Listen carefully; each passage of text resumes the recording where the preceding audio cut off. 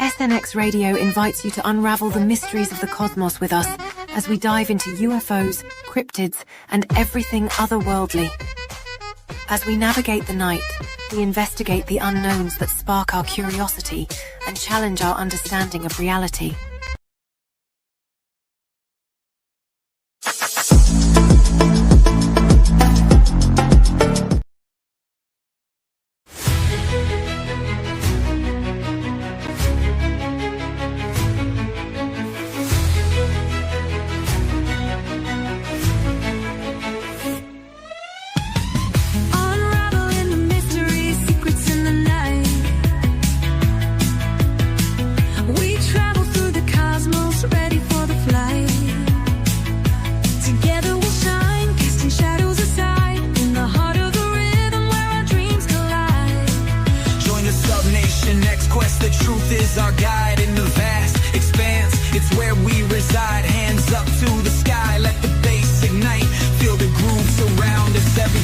Alright. From the sun to Nation X Quest, the truth is our guide in the vast expanse. It's where we reside. Hands up to the sky, let the bass ignite. Feel the groove surround us.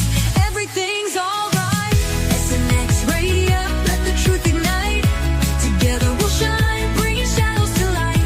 In this cosmic dance, we're connecting the dots. Tune into the frequency, let's explore the spots. Heavy bass drops with tight beats. Illuminate the shadows, the echo of our call. On this roller ring we'll never fall. Feel the energy rising, can you sense the spark? As we dive deeper into the cosmic arc. Stories of the universe, mysteries unfold. In the heart of SNX, where the truth is gold. Every note we play, every line we write, crafting our legacy, shining ever bright.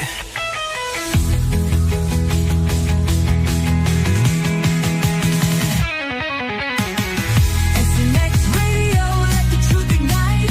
Together we'll shine, bringing shadows to light. In this cosmic dance, we're connecting the dots. Tune into the frequency, let's explore the spot. Here in the spotlight, we're taking our turn. With the fire in our hearts, let the passion burn. SNX Radio's call, ringing through the air. Together we rise, together we dare. So join us now, let the rhythm flow. With SNX Radio, we're ready to go. Unraveling the mystery side by side, we stand hand in hand. In this dance of truth, let the story expand.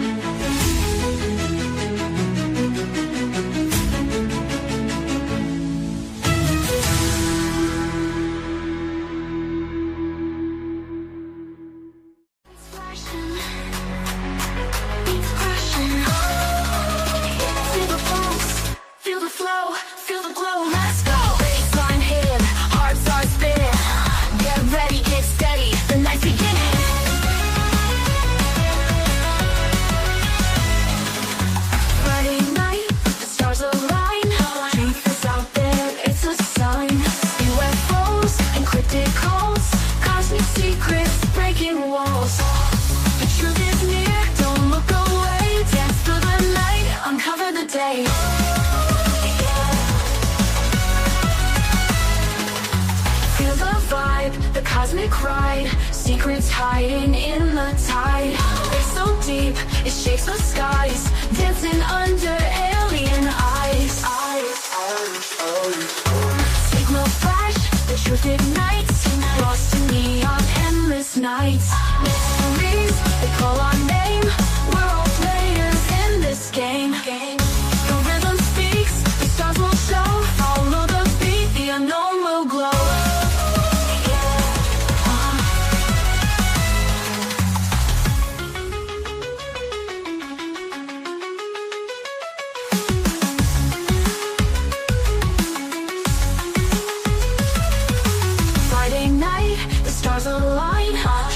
It's out there, it's a sign. UFOs, encrypted calls, cosmic secrets breaking walls. The truth is near, the truth is near. Don't look at the walls. The truth is near, don't look away, don't look away. Too low. Feel the vibe, the cosmic ride. Secrets hiding in the tide. They're so deep, it shapes the skies. Dancing under alien eyes. Signals flashing, the unknown lights flashing, beats crashing. Feel the pulse, feel the glow, we'll go. Deck through the night, uncover the day.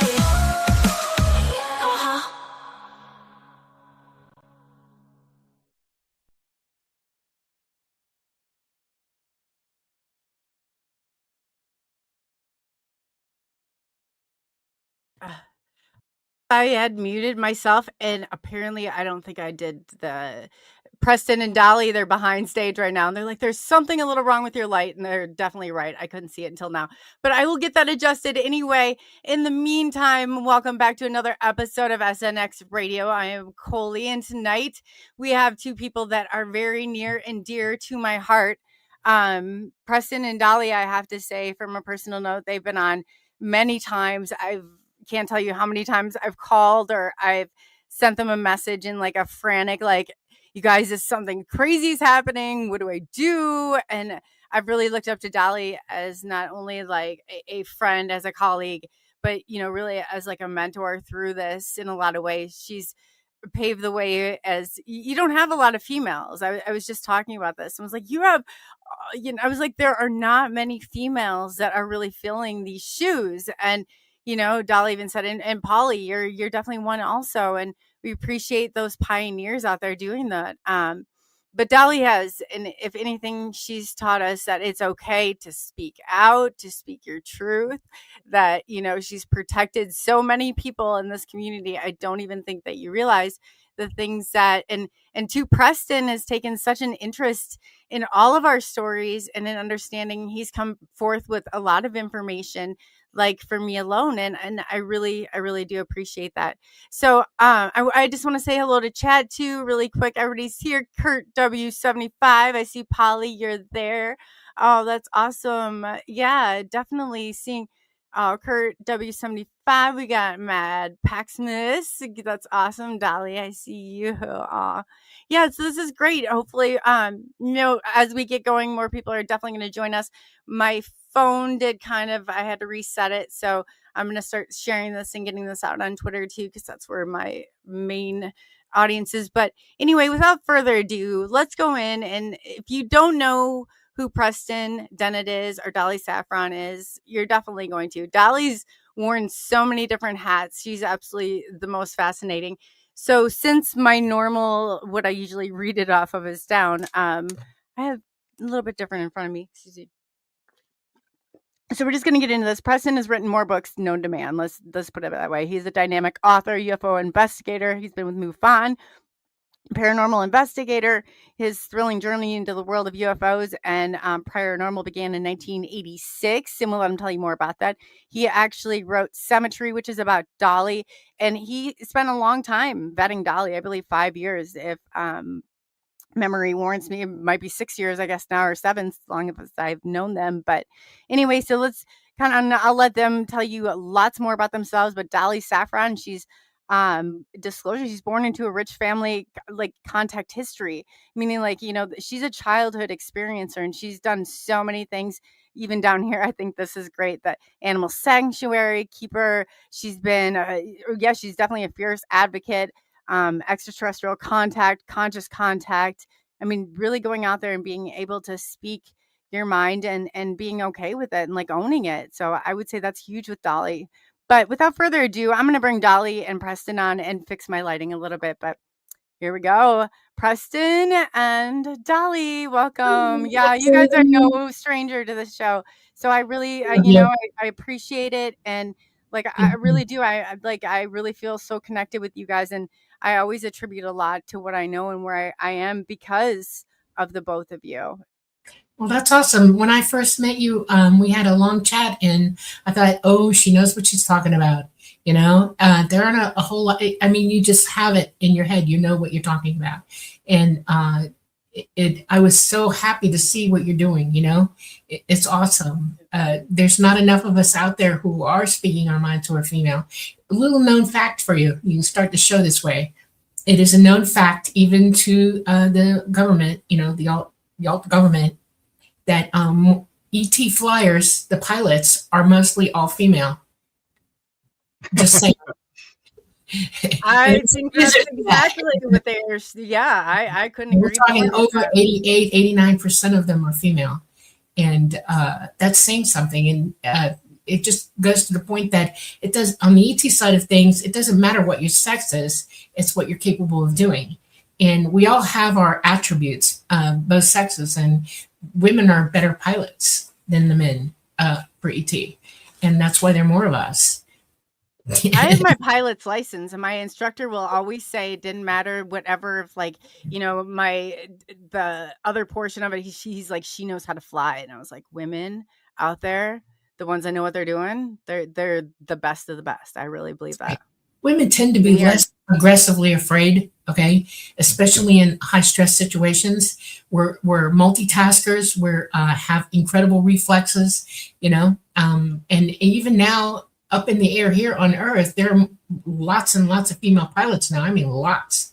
So we're coming along with that. I know there was no other female. I think in my whole program, which would have been in 4 years, there was like 3 of us, but there was no other female in my grade that was even. I was the only one.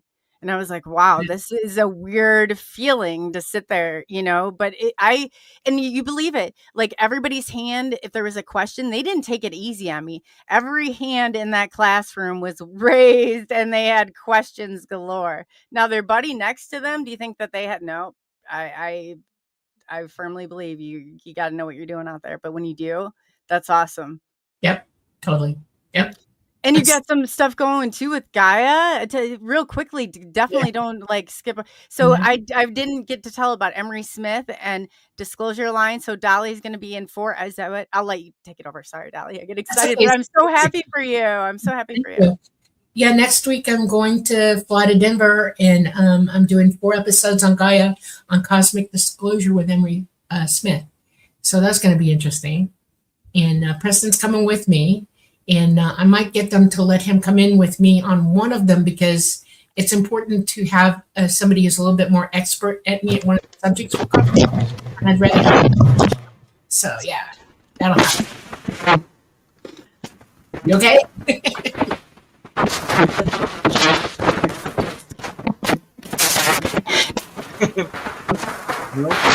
You sound like a dysfunctioning robot. That's funny. No, not hearing the That's one of the wind tunnel things. You're getting a message in a tube. Yeah.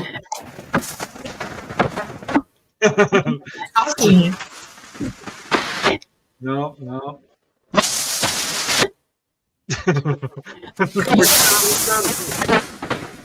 Coley, unplug and replug.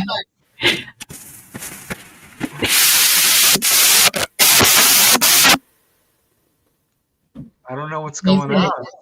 Yeah. Can you hear me, Coley? Raise your hand.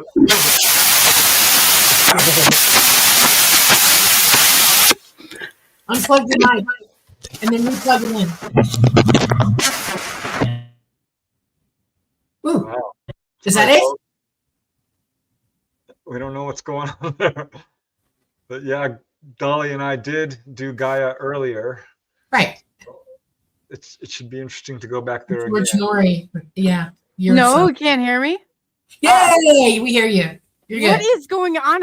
I just had a show 10 minutes ago. Nothing has been different. This whole time you guys couldn't hear me? No. No, we heard you. When you were talking, it was doing weird noises. But yeah. Just the last 2 minutes or so. Oh, thank God. I was like, what? No, not this whole time. I would. It's like, okay. Oh, I apologize. I have no idea what that was about. That's funny. but I will So echo what was that. the last thing that you heard? I see chat saying we don't speak that language. I was like, oh no. No, we heard you say turn it over to Dolly to talk about Gaia, and then after that that, was it. yeah, That was it. Yeah. then you kind of turned into a dysfunctioning robot. Well, But thank it you sounded for like to telling me, me. Preston. Thank you for telling me. The looks on your faces, and I was like, I wonder what's going on. It's all good now. I know, but I'm looking at your faces, and I'm like, I can't figure out what is going on. Like, I'm like, Preston looks like, just I can tell that, because I know you guys well enough, like the looks on your faces, and I was like sitting here so confused. Yeah, deer in the headlight look. Yeah. Yeah, I was like, what am I missing here? Okay, well, Preston, yeah, take it over before we crash and burn here. Yeah. No, I just want to underline how important it is that this field is inclusive to both men. I just want to underline how important it is that this field is inclusive to both men and women, because for a very long time it hasn't been. There are some longtime female researchers like Anne Ruffle, who sadly passed away, Idabelle Epperson, and a few others. Linda Moulton Howe, certainly. Barbara Lamb. Deborah Truncali. She's not really super active now. Edith Fiore. But yeah, for a long time, now we do have a lot more. Yvonne Smith as well. I love her dearly. But we're not equal yet. And I'll echo what Dolly is saying in terms of ETs and women. One thing I did notice in my own files, I decided to do a statistical survey to see if I have more women or men who've been taken on board. It was 50% equal, perfectly. Wow. But when I did my statistical study on people who've seen ghosts, women dominated men by 2 to 1. I believe that. More intuitive, yeah. Yeah, more Why psychic. is that? Why do you think that is any paranormal? We have the right hormones for it. And when you're pregnant, oxytocin amps up your psychic abilities like crazy. And so we're walking, talking transmitters, and we receive as well. And it's crazy. That's interesting. You bring that up. The oxytocin, when I was a therapist I worked in dyadic developmental psychotherapy. But what we did is, if we did a little deep tissue massage, like take our thumb and even like pretend like we'd rub lotion on them, but they didn't actually know what was going on. It released that oxytocin in their brain. Yep. That's kind of. It's an incredible neurotransmitter, and it tells your endocrine system to amp up. All your hormones, everything amp up to a level where they're at maximum capacity. They're doing exactly what they're supposed to be doing in a very cascading sequence of events in your body, and especially during the labor process and then after. Yes. And women are incredibly psychic during pregnancy and then afterwards as mothers. Our intuition levels go way up. So it does play, and they do realize that, your pineal gland is an endocrine gland, and that's where you're transmitting from. And so it's at the top, besides your pituitary, it's at the top of the circuit, okay, neurotransmitter wise. And so you're amped when you've got that much oxytocin crashing through your body. Yeah, I never thought about it like that. I didn't even never thought about how easy it was to manipulate it either. Oh, yeah. So just like right there. Mm-hmm. Yep. It's crazy. It's true. It's one of the reasons that ET uses more women as pilots, because it amps your reflexes. Here we go again with neurotransmitters. You're very connected to your body. Your reflexes are extremely advanced at that point. We're able to see multiple things at one time, do multiple things at one time. Our brains are highly active. We're made for it, And in a male-dominated world that's kind of flushed that kind of thinking out of our societies for so long, because they want to dominate over us, that they forget that if you put us in positions where our abilities play into helping society work better, you'd think they'd have realized that long ago and put us in those positions, but it's taken years. And we had to fight for it, So it's important to understand the truth about your biology. Men have incredible incredible logic ability. Okay, men have incredible strength. Men have incredible endurance. Men have incredible, the testosterone rules. Emotional regulation at times. Yes, exactly. Yeah. In positions of authority, that's a good thing. Okay, um, absolutely. But if it gets slung into positions of power and that power is abused, which testosterone can throw men into thinking that way, stinking thinking, Right. that's a bad thing. And dysregulation of emotions, as you put it, is a biggie right there. More men are encouraged to dysregulate than women are. Women are asked to regulate, and it's weird how society functions for us. Yeah, it is. And they have a way of just like letting things, they don't emotionally grab onto them. I think a lot of times, like Right, females. empathize. That's the thing. Yeah. That's Oh, yeah. It's also a part of intuitive ability, and ergo our conscious ability. You don't know this also, but men want you to think that there are more male remote viewers. There are not. It's mostly females. They look for females first. And if a male shows up with the ability, that's great, but they're mostly female remote viewers, and you don't know about them because they are on the inside, and you'll never know who they are. They're being used. So true.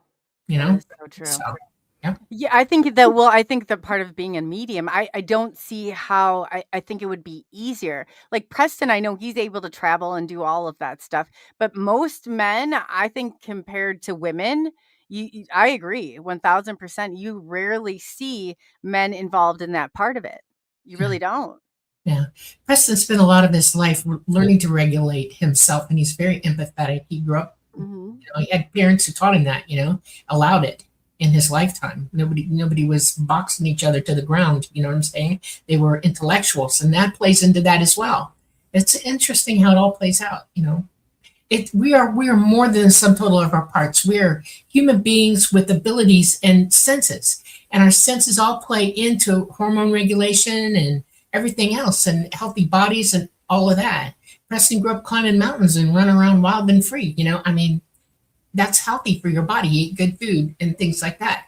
That promoted his abilities. See what I'm saying? A lot of men are taught to go get on that Game Boy, man. Sit there and veg out. Yeah. So that's not really good for you as a male. Not at all.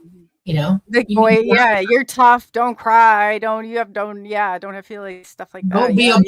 Go run wild and free while you're young. While you got it, it'll develop you. It also teaches males to have better intuition because they're hunters. Okay, we're the gatherers. They're the hunters. It takes good intuition to know where to go and how to do that.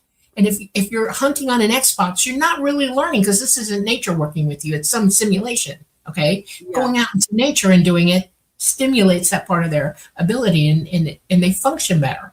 I mean, I could go on all day about this. There's 1,000 reasons why men should be allowed to be men and women should be allowed to be women, and we shouldn't be crossing over and saying, no, you can't do it because you're a girl, and no, you can't do it because you're a boy. It goes both ways. Oh, yeah. Well, that's the way my parents raised us. We had 4 boys and 2 girls, and whenever we did anything, all of us joined in.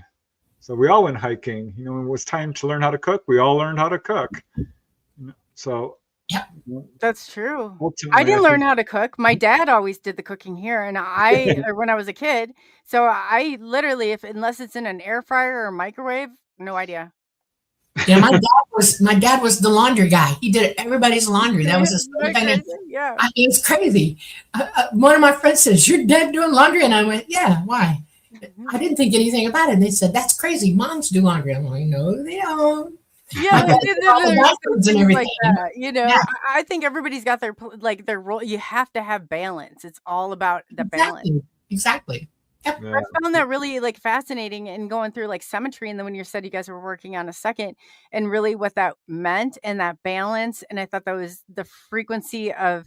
And if I'm understanding it, and I should go back. I know I read it. It's been years, but I'll have to go back through because I just kind of had a whole new take on it, on that balance and that frequency and that matching and coming to a place where we were all on that unified field theory, or unified field, I guess, not theory anymore. Mm-hmm. But am I getting that correct? Sort of. Well, I want you to look at it as this way. You're in the 3rd dimension. You're indwelling a body right now, right? Hmm. You have to think of yourself as a giant radio, a giant receiver. And you have to learn how to tune in to all the different frequencies that are out there. We all have a different frequency, all of us. It's almost like a thumbprint. Your frequency is you, mine is mine, and Preston's is Preston's. The universe has a frequency. Planets have frequencies. Water has a frequency. Everything has Fabric, right? a frequency. Colors, yeah. But your intuition or your psychic ability literally is you tuning into that, like a radio. And there's huge bands and different levels of bands out there. There's even dimensional bands of frequency that you can tune into. And we all have to learn how to be the receiver. And the only way to do that really is to shut up and let it in. You stop talking. Don't overtalk your radio receiver. Shut up. Let it in. And that's practice. You have to practice doing that. Most of the kids, like the little ones, they're giant receivers. They run around. They hear everything. They'll spit stuff out to you and you go, wow. Look at that. Where'd they get that from? They're receiving. No filter. Yeah. No filter, nothing. They're not full of thoughts that have been impounded into their head and they can't get rid of them. We have to learn how to let stuff go. Buddha said that. Just drop it. Let it go. Let it all go. It doesn't matter to you. Just saying. No, I just heard some. Did you guys? No, there was like some weird voice that just came through on here. I'm time stamping this right now. I've never heard anything like this. I heard Did you it. guys hear anything on your end? Yeah, I heard it. It was like that. Yes. Yes. It was. Oh, wow. Preston, could you hear it? No, I didn't notice. We needed. Oh, Dolly heard it. No, she definitely heard it.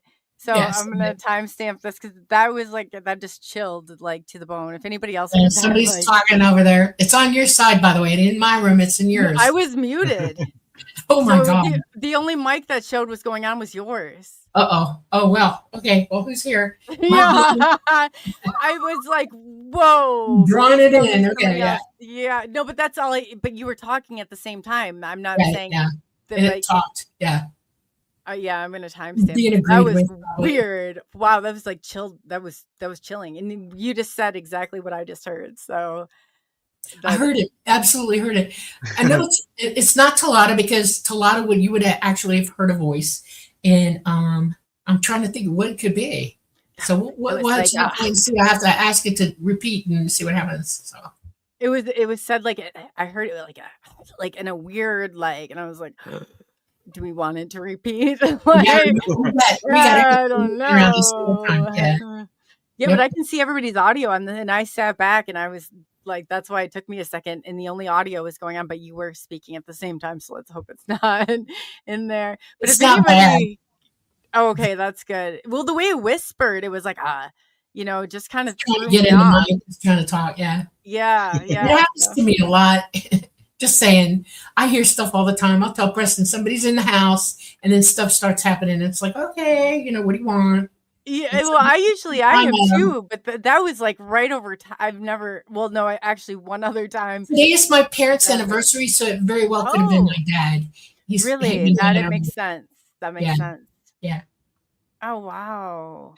They got married in 1952, Oh, wow. Well, that would make a long sense. time ago. Yeah. I could see that now because right around that, like activity definitely starts happening. Oh yeah. Wow. Yeah. So how is it? So tell people you were just at a big conference, both of you. I saw pictures on Facebook. Those were awesome. Where'd you go? Who'd you see? Oh, we went to Shag Harbor, which is, of Cool. course, up in Canada, eastern coast. Nova Scotia. It's a smaller little conference, really kind of homey and very friendly. There was maybe 6 speakers, I think. Yeah, and a little over 100 people actually. So that was pretty good. That's awesome. Yeah. And then they brought the native people, the native peoples from there, and they opened up the ceremony with a native ceremony to bless us and bless where we were and everything. It was very cool. Uh-oh.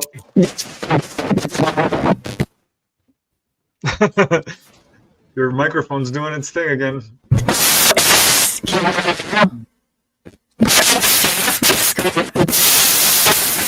You turned into a robot again.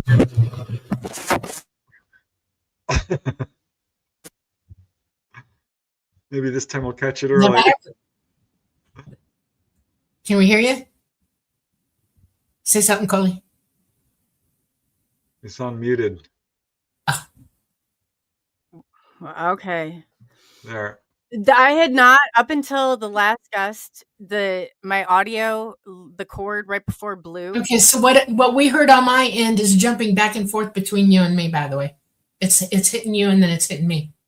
So Really? Oh, that's interesting. something's going back and forth. It wants our attention. Yeah. Wow. Well, okay. So right before the show, I haven't had, but my one cord blew, of course, the audio. So I hooked up a new cord last episode. It took me I had to start 20 minutes late because of it and change everything. But that was so weird. That was had nothing to do with the microphone, but just interesting how everything electronic is. It seems like they love electronics, with stuff. You notice that I'm way away from my microphone. I don't ever touch it. Mm-hmm. It's because the energy in my hands is very intense, and if I touch anything, it goes. And so I have to leave it alone. I sit way your back. Hands that do it? Because I short out. I have a weird thing with electricity. Really So do I. That's why I'm way away from it. Yep. Yeah. I'm leaning back and everything. Yeah. I have to be careful. Yeah. That's a good point. If I get overly excited, my electronics start shorting out. Yep. I can knock anything out. The power will start flickering. Everything will happen. Or cabinets will start banging around, or the walls will knock, and it gets weird around here. Yeah. It's your bioelectric field. That's what's happening there. Yeah. It's funny because people will return from a contact experience and suddenly things are flying off the shelves and lights are going on and off, and because you're activated somehow by just meeting with the ETs. Wow. Okay, Yeah. so what is the deal? This is crazy that you say that, but I always talk about it when I get really, really upset, and it takes something majorly, to, you know what I mean? And it really upset. I have to go and get myself out of the room, because if I have a can or anything carbonated, it's gone. It's shoots off. Yeah.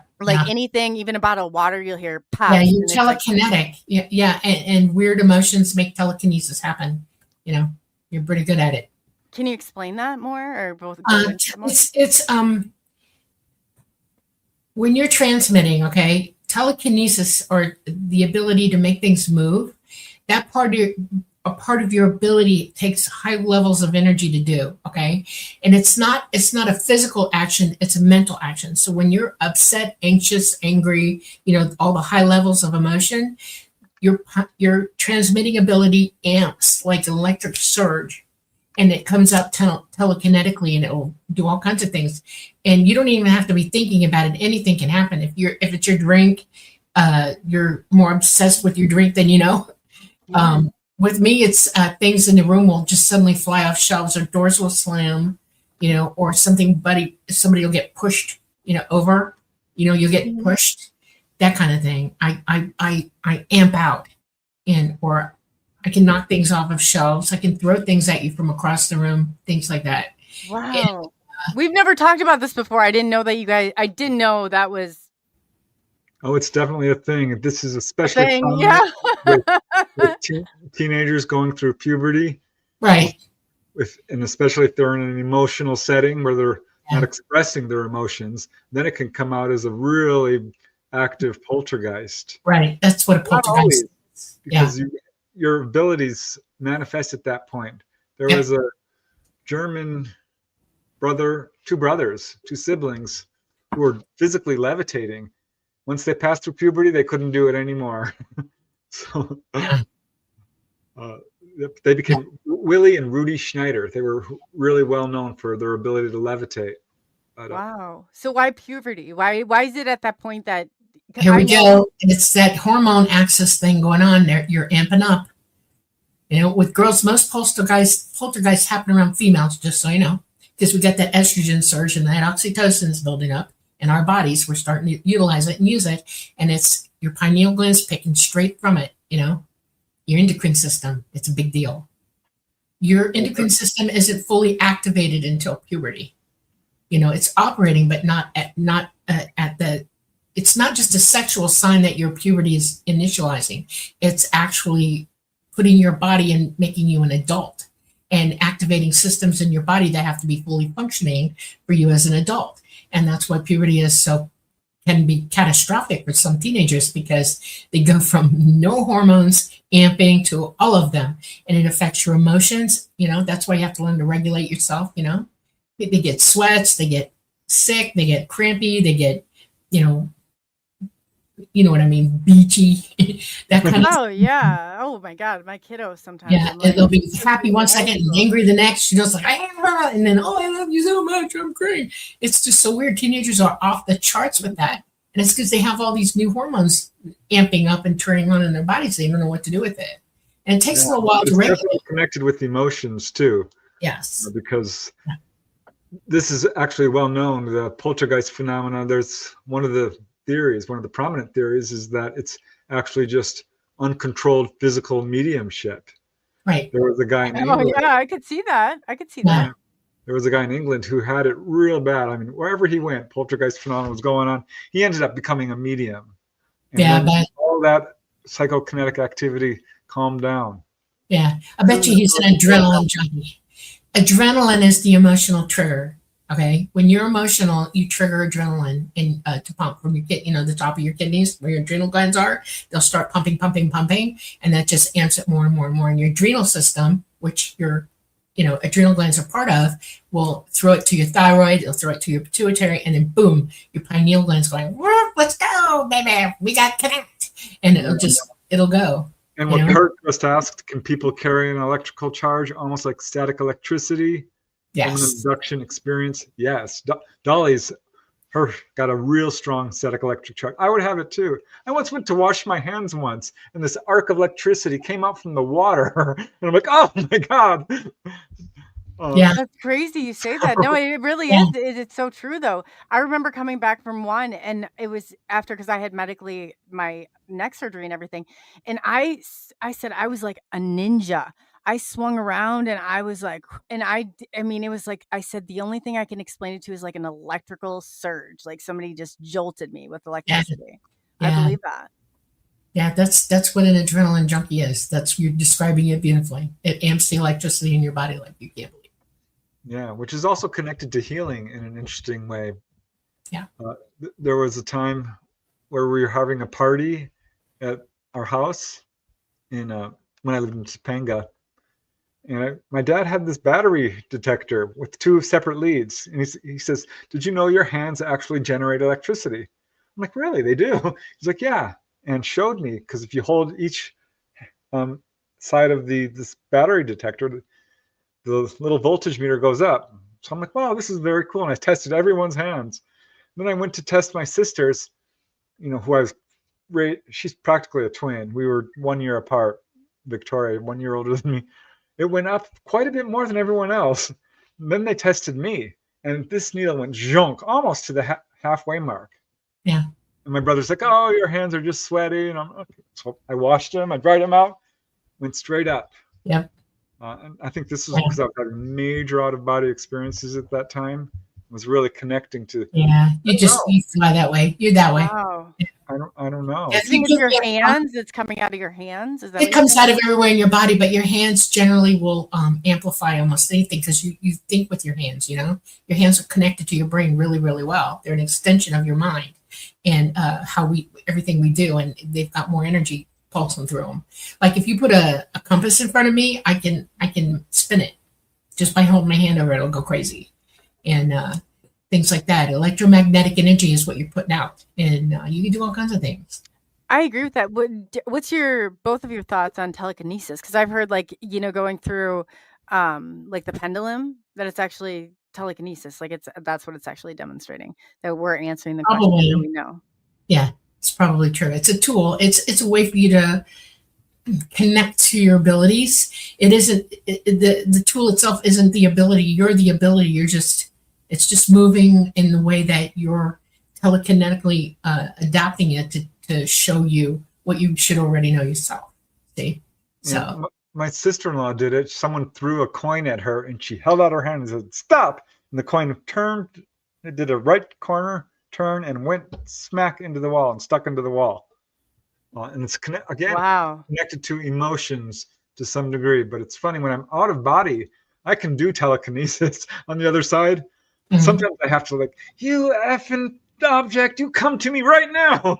And it jumps up and comes to my hand. I have Really? to really like sort of command it. Not always. Sometimes That's I'm that's good to know. You really- guys have the best techniques. So you're in that state. Like that's sometimes what it takes to power through to get it to come. real emotion, real strong intent and imagination and will and all of Will it. is the word. It's your will, not the emotion. It's your will. Sometimes it takes high emotion for you to connect to your willpower, but really it's just your willpower. You know, it's you being certain that it's there. You know what I mean?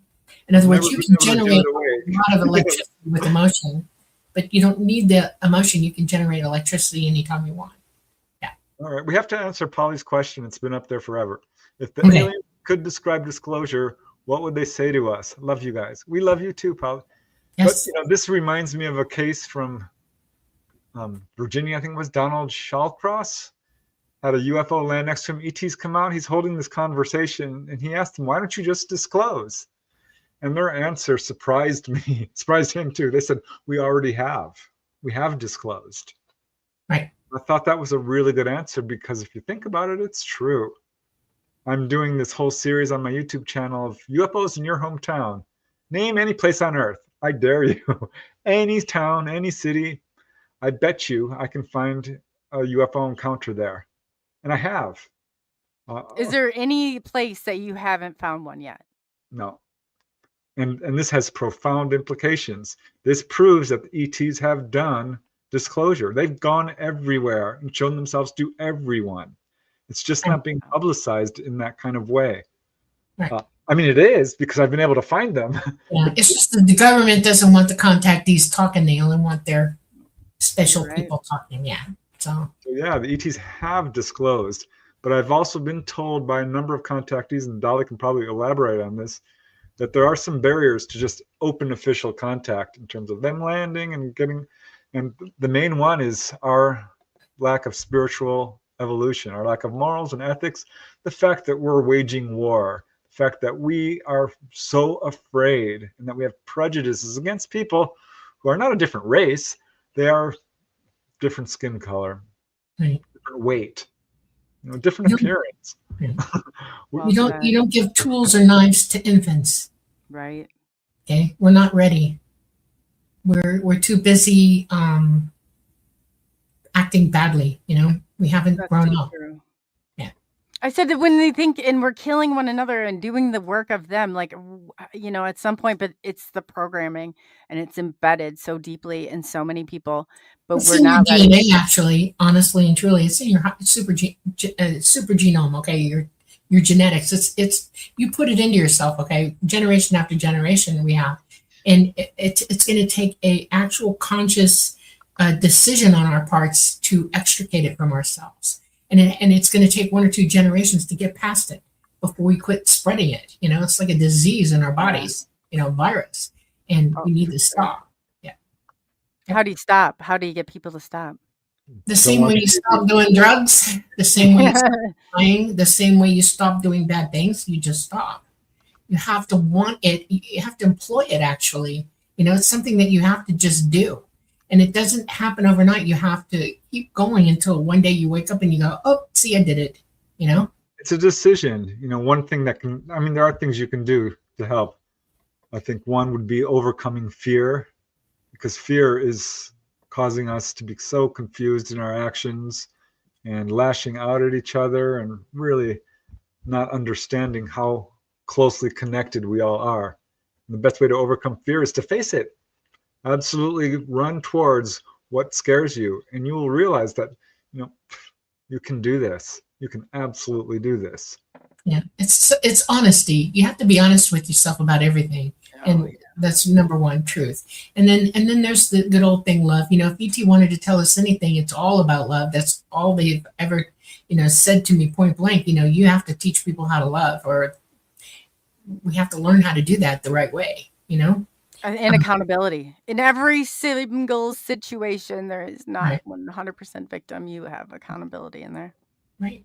Definitely. From yourself first and then onward. It's a moral thing. You have to rewrite your moral code in your own mind, There's no halfways. There's no delusional thinking. It's absolute perfect honesty with yourself.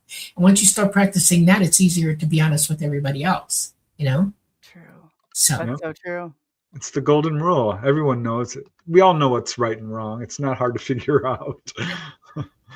You're right. You're right. But I guess how much I even say it myself, like there's a point you can't get too wrapped up into this world.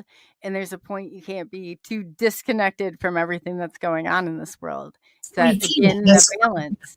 The point is we can't be disconnected from one another. We are connected.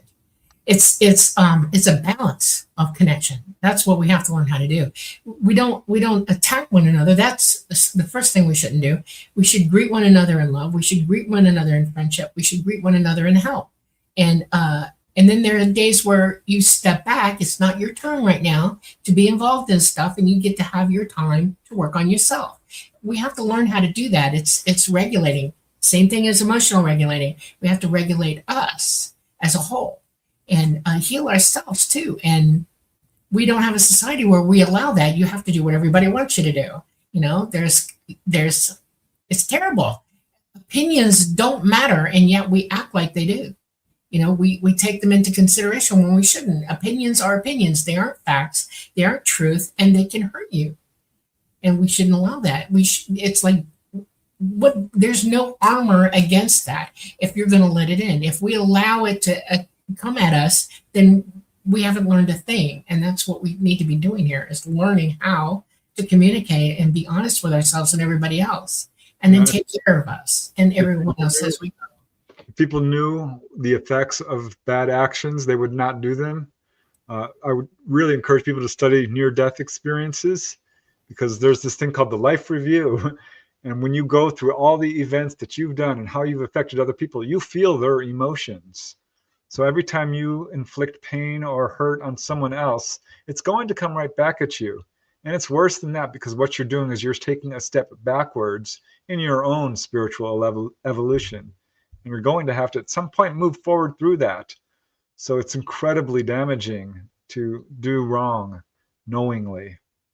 So I think if do you ever think like, oh, not like, this is kind of like not take it too seriously. Like I've been guilty of it. I'm not going to lie. Like, oh, it is what it is. Like life, it's an experience, but there are consequences. There are serious consequences in this life for messing around. What are your thoughts on like karma? I think it's like, I mean, is that just yours?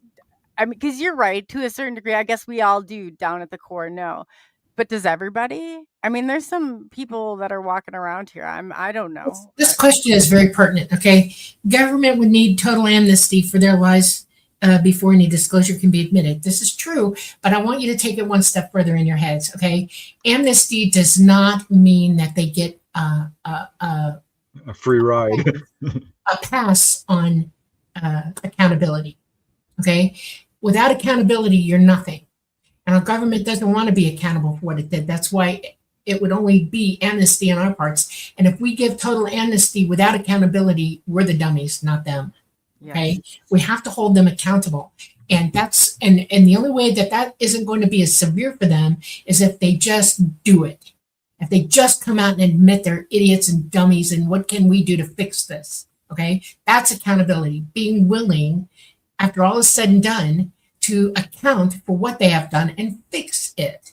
That's how we fix this. That's how we get true disclosure from them. I don't think they're ready for that. I don't think they're going to do that. And I think they have an agenda that forestalls even any ideas toward that, because their agenda is heinous, and it's unrelenting and undeniably already in the works. So what we have to do is cut them off. We don't have to not do what they say to do. We just have to do what we're going to do. Okay? We should be ourselves. We should be wholly unto ourselves. In other words, do what we think is right. Period. 100%. Okay? That's it. And then disclosure from them is unnecessary, because we're doing the right thing for us. We already know it's disclosure, right? We already know they exist. We already know who they are. We need to develop our own consensus among ourselves. We don't need them. See what I'm saying? If we keep sucking on the teat of their mastery over us, we're not helping ourselves at all. We Yeah, have we should not be looking to them for answers.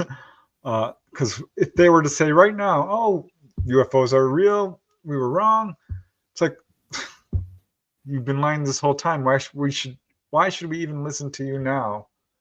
I think Dolly's right. Just you know what the perfect analogy for government is for me? Speed bumps. I was so astonished when I was a little kid. I'm like, why did they pave the road and then they put a bump in it? This makes no sense to me. It's because people misbehave and go too fast. Obviously, we know why speed bumps are there, but they shouldn't have to be. People should have the morals and the ethics not to speed when there are other people around that you could hurt. And that to me is what government is like. It's I don't know. It's not a perfect analogy, but there's always going to be plausible deniability with them. No, it's so true, though. That is so true. They've always been experimenting on us one way or another. This isn't been for our best interest. This has been for our control. If we found out everything they really did, if they ever came out and totally laid it all out on the table, they wouldn't exist past tomorrow. We'd all attack them. And what good is that? That doesn't help anybody, you know? Yeah, I said they never, at no point did they ever come out and say, hey, we're sorry for the things that we've done to you guys, and we're not going to continue to do this in the name of another project. They've never once said that. They won't admit it. It's deniability. Yeah. Deniability or what? What do you mean? Well, us? No. When reparations occur, it's usually because the so-called victims are fighting for it and say, listen, you need to apologize. You need to be held accountable. And then they do it because they've been forced to. So. And it's not just by one person, it's by a group of people standing together. It's easier to do things in numbers. That's what we have not learned in this community very well. Yeah. We also humanity doesn't have a really true, clear picture of who is really walking this through to everybody on their side. I say it a lot. I'm going to say it again tonight. You have to understand that there is a military-industrial complex, and now it's global. Okay? They do control everything. They control the banks. They control the money. They control us. They control the militaries. They control what goes on, where, and why. Our governments are nothing but puppet shows, smoke and mirrors. We think we're taking care of ourselves. We're not. We're under the thumb of the military-industrial complex, and they're terrified of them because their military outweighs, and can outdo any one of us because they've back engineered enough that they're deadly dangerous people. And you don't want to mess with them, and they are going to do what they want to do. And we need to wake up and smell the coffee where that's concerned. Okay, we need to understand that it's already happened. We're living in a society where we're owned by these people. And that's what I mean by stop. Get off the slave train. Do what you're going to do for yourself. You don't have to keep mentally going their way. That means stop looking at the ads. Stop listening to the news. Start thinking for yourself. Learn how to take care of you. Okay? Period. Learn to develop your abilities in spite of them. Don't ask them for help. Do it yourself. And find people who are doing the same thing and come together with them. That's why we all need to come together as people, contactees. It's literally come to this. It's them and us. And we need to see that, clearly see that. And they're using human beings to come after us, others. I mean, what do you think all this hate and slavery and people are religious problems that we're having? These are wars that are about to start and erupt simply because they've manufactured it. They're using these people and their ideologies for us to be pounding one another. We need to walk away, stop, okay? And it's going to take a lot for us to wake up to that. It's going to take a lot for us to realize that we are controlled, a lot. And the best way I can tell you how to do that is to wake yourself up, to use your abilities so you hear the truth to begin with. Because that's what psychic ability does. It teaches you to hear the truth. It's a lot of acceptance, a lot of truth for some people to swallow. Oh, well, you know what? You didn't come here for a free ride. You didn't come here to be given everything, the keys to the kingdom. That's not how this works. We have to work for what we get here, okay? We have to work for what we learn, and we have to learn to employ what we learn, okay? Without that, we're nothing. We didn't do a good job. And it's not all fun and games here. And people seem to think, oh, yeah, it is. No, You know, if you live in joy, that doesn't mean that everything is perfect, roses, butterflies, and cupcakes. It's not. It's hard. And we have to learn to be in joy while we're doing all the hard stuff. You know, my dad used to tell me when I was growing up, live on a farm and see what happens. Okay. You should know this. It's hard work. It's backbreaking work, you know, and there are days where you're just sitting there thinking, please stop. You know, And my dad said, sing while you're working. Think of good things while you're working. It'll make it go better. And be happy while you work. Learn to be happy while you work. And that's not hard to do. But we're not teaching each other that. We're not teaching each other that in love either. It's like the whistle while you work. You know? Yeah, it's a good philosophy. You know, Buddha just said, you know, whatever you're doing, do no harm. That means to everything and everybody, including yourself. Okay? And you're harming yourself if you're unhappy. Unhappiness is harmful. Stop. Find joy in what you're doing, no matter how hard it is. You know, listen, you grew up in a big family, Preston knows this. At one point, we had 12 people living under our roof. And me and my cousin Cheryl were the only dishwashers in the house. Oh, okay. We danced, we sang, we listened to music, you know. La, la, la, la, la. We had a good time, and it made it go faster, and it made it be happy. And we did a good job while we did it, you know. Curried 15 horses in a day, see how that feels. You know, muck out stables, spread poop in the yard, you know. Yeah, it's not easy, but when you're done, you thank yourself. You say, hey, I did this. It's mine to do. I did it. It's good for the soul. It builds character. That's and what you're saying is absolutely true, because if you are having a good time while you're working, you're not really working. We have this tendency to equate work with misery and suffering. It's not. Setting a goal and completing it is a really good way to grow. To grow, that's right. And there were other things. Yeah. And I didn't just do chores. I did, you know, I took astronomy lessons. I actually took modern dance lessons and some ballet till I got too tall. I swam. I was a good swimmer. I was on the swim team. I was a lifeguard. You know, I mean, there's all kinds of things that I did that was wonderful. I hunted, you know, I know how to feed myself. Trust me, you know, I can go out and get the bacon if I have to. It is, life is interesting. Just keep doing things that interest you, but don't sit in front of a TV on a couch with a Game Boy in your hand going blah, blah, blah, blah, blah, blah, blah. You're not learning anything. You're just learning to be aggressive and miserable. I think that's the hard part with winter too, is everybody's inside and everybody's like, you know what? The Swedes put their babies outside in sub-zero weather to take naps. Did you know that? Not kidding. It's me. I'm the problem. You just have to I feel it. I feel that disconnect, you know? Yeah, bundle up. You go outside and you get it done and you come in and you go, yay, now I can build the fire. Now I can feel better. You know, you just get through it. You can train your body to do anything. That's the point. Mind over matter. I mean, that's another lesson we all need to learn to do. We're not victims of ourselves. Okay, not at all. You're right. We can do anything. No, yeah, you're I'd right. like to be one of those monks who can sit in the snow and melt the snow all around them. Have you seen that? Yes, that's painful. It is so painful for me to watch. I thought, man, that would be right there if they were to describe. But my son, he's on the wrestling team, and this is kind of like, you know, he got into it later, but he's really good. He made varsity, and I started watching last night, and I was like, whoa. I mean, the power and control, and then, you know, letting go. I mean, like right there, all of that, all on its own. I said, that's intense. But that's what I feel like some of this, it really is when you're at that point, you know, you gotta, you know, relinquish that control in order to regain it. Yeah, it also abolishes fear. When you become self-sufficient and self-capable of so much, you wake up one day and you realize, you know what, I'm not afraid of anything because I'm wise enough and smart enough to know that I have to train myself to walk through this. You shine a light on it, you learn what it is, and you walk through it, you know? And if something happens to you suddenly, you're already able to focus, regulate, and be a good, not respond going, you know, you're looking at the situation and you're walking through it like you should. Survivability, okay? Everything we do physically teaches us how to survive, literally. And we're not doing that. We have couch potatoes. We have people who walk treadmills inside. I'm sorry, that's not good for you, okay? You're under lights, you're standing on an electromagnetic machine, absorbing all that energy is not good for you. Okay. It disrupts your body energy levels. Go outside, ground to the ground, run in the forest, go to lakes, go to the ocean, go swimming, you know.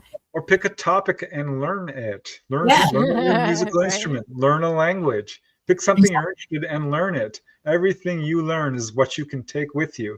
It's not Right. going to be your money, Yeah. nor your clothes, but you can learn a new song and you will know it forever. Right. And you do, and it goes with you when you leave. That's one tangible piece of energy that goes with you. What you know is what goes with you. If you don't learn anything and you're full of anger and hate and violence and you're running around and karma's really biting you in the butt, that's what you leave with. And trust me, when you get there, there's going to be a moment where you get sit down when you get to the other side, and they're going to go through that with you.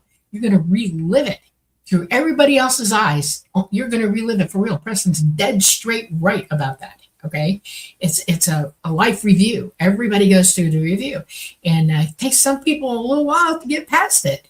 And then your karmic, and then the point is that did you learn this time? And no.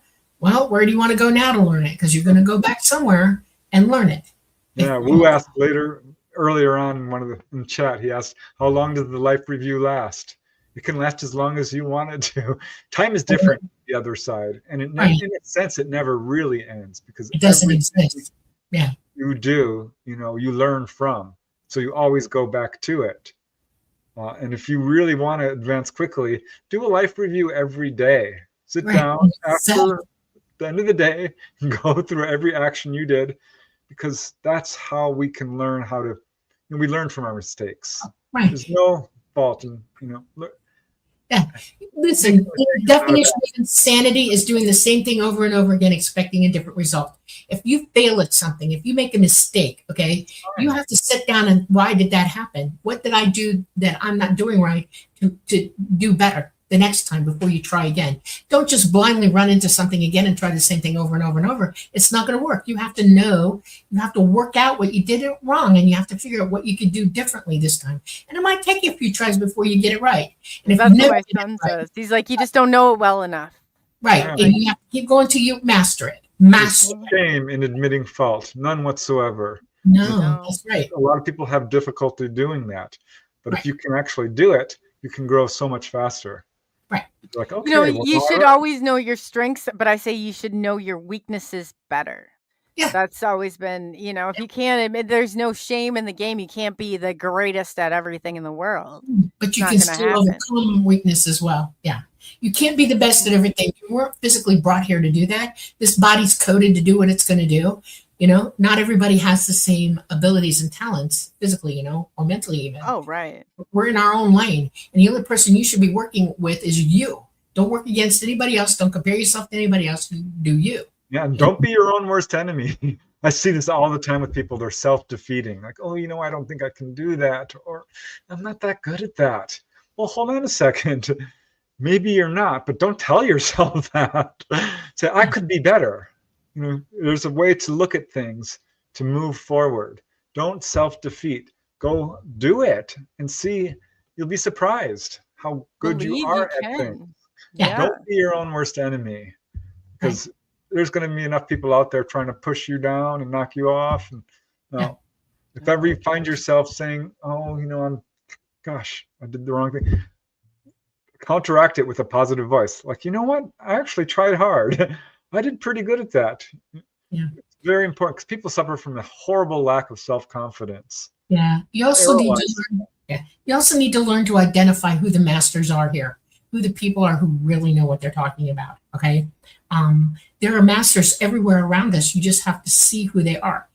These are people who are dead up honest with you. They're going to tell you the truth, and you'll know it because you're hearing it. Okay.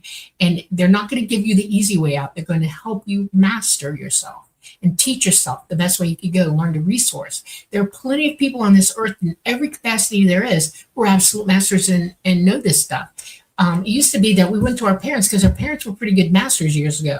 Now we're taught not to listen to them. We go against them, and it's like, well, who's left? It's crazy. But we've lost a lot of it. We've lost a lot of that hunting, gathering, survival It's ability. not just that, it's philosophy, it's spirituality, it's morality. There are masters here right now who know all this stuff. Go find a Shaolin priest. Let me tell you, they're pretty smart. Go ask them. They're wonderful masters in these arenas because they got the physical and the spiritual and the mental going on. Go listen to them. Listen Or to go them to an talk. old folks' home and visit. Oh, the go rest talk home. to grandmas and grandpas in the nursing home. That's right. They Go know a find lot. They're listen to their adorable. They're stories. so funny. They're full of information. Oh my God, go listen to the old folks talk. They got plenty to tell, Oh yeah, oh yeah. I said, if those old folks, my grandparents, they were still around, and the majority of them, none of the stuff that was happening today in regards of like, the control or that mechanism, the lie. Well, I guess it kind of stemmed from there, but the tolerance or that awareness, if they had that kind of fight among the people and fire among the Yeah. people with the technology and the knowledge we have now, it would be dangerous. I know. It You know really what my is dad them. used to do? My daughter. My daughter used to go visit my parents like every single weekend. Okay, it was a big thing. I wanted her to be around them. Okay, Yeah. and they were good people. All right, and my daughter would be talking to my dad about something, and she acted like she knew everything about it. She was like telling him he's wrong and this, and this, and he said, you know what? Go talk to your grandmother. He said, because right now, I don't know. And then he'd call my mom, come get this kid because she knows everything. Go let her tell you what she knows. And my daughter would just, what did you just say? He said, you're the expert. Go talk to somebody else about it. Don't talk to me. And it upset her because he refused to speak to her after that for a while. He gave her dead silence. And she learned to turn around and go, okay, what do you got to say? When she did, she heard the truth. And that helped. He was a good associate parent for her, which is what you want your grandparents to be, associate parents. That's what I spent like the majority with my grandparents, and I was never so thankful I did because their outlook, I would not have the perspective or know that fight that they have. Exactly. Absolutely. They're good survivors. They got techniques and abilities you don't know. Kids today don't have a real firm grasp on reality, and they do. They're real good reality teachers. Literally. I see people on the streets losing their minds. I saw a video the other day of people screaming in public, just, and I'm thinking, why are you doing that? What the hell is your problem? And it's because they're frustrated about life and they don't know how to deal with it. And I'm thinking, wow, that's really not healthy for you to do. That hurts you. Do you not know that? You have to talk, not scream, talk. But you have to tell yourself the truth about what life really is first. Living in reality is a serious thing. And if you're not living in reality, you're going to end up screaming in the streets like that. And they don't even realize that's what they're doing. And my grandpa used to go out, he canvassed door to door. And it would be funny because, you'd have one that would throw him out of the house. One time he had a goat in his car, was eating his paperwork, and the horns are going. And he came back, and you would think, now, if that were me, I'd be like, and he's like, oh, he got goat dust all over the car. Like, he just didn't it's like he always said, like, the people, that's their problem. They got beans it was like, Grandpa, they just literally threw you out of their house. He's like, she's got problems in the head. Like, she just didn't let stuff bother him like that. And I was like, man, there's no problem. Man, I know. Yeah. One of the chapters we're doing in the sequel to Symmetry is how Dolly was able to have the opportunity to talk to elders, people with advanced knowledge and a lot of experience. And it's really interesting because we're kind of touching on this right now. But in the ET Society, that's how they do things. It's all about sharing knowledge. Yep. Yeah. Wisdom is the rule. They don't need governments because they have wisdom and they have wise ones. And if everybody's not in consensus and everybody's having a hard time, they immediately go to the wise ones, the elders, and listen intently and then work it out amongst themselves, what that means and what they can do about it. And they come to consensus again. It's always agreeing with one another because we all know what's happening. Reality is real, and they know what the reality is, and they can deal with that. It's not a problem. Everybody relaxes and calms down, and it's okay, cool. We're good. That's the kind of government we need, just a group of elders, of wise ones. Really? And nobody refuted their ability because they are wise and they have reached that level of autonomy that is incredibly interesting and when they talk, you go, oh yeah, don't you? And it might hurt you a little bit. You might go, that's a hard one for me to. It's not that I don't understand. It's that I have to admit to myself that's real and it's true. Yeah. That's where America especially, they don't want to admit a truth for the truth that it is, So true. I said, they're like, how could this possibly go on? I said, that's okay. If you have a 5 or 6 year old, send them around your parents or nephew's neighborhood and ask every single one of those neighbors if Santa Claus is real and see what they do and respond to that child and tell me that's not possible. Like that. I know it. Like there's a million different sayings in the world. There are we have Psalms in the Bible, right? Well, Swedes have sayings. Okay, don't take the baby out with the bathwater. Okay, that's English, but the Swedes adopted it. Things like if the rains fall softly upon the person who's passed away, the corpse, as the angels crying for them, everybody's weeping over this person. They were a good person, right? These are little philosophies and things that they say to make themselves feel better, but keep themselves in reality that they were loved. Okay, we should pay attention to how we feel about things and try to find the level, the balance of what things really are and what they mean.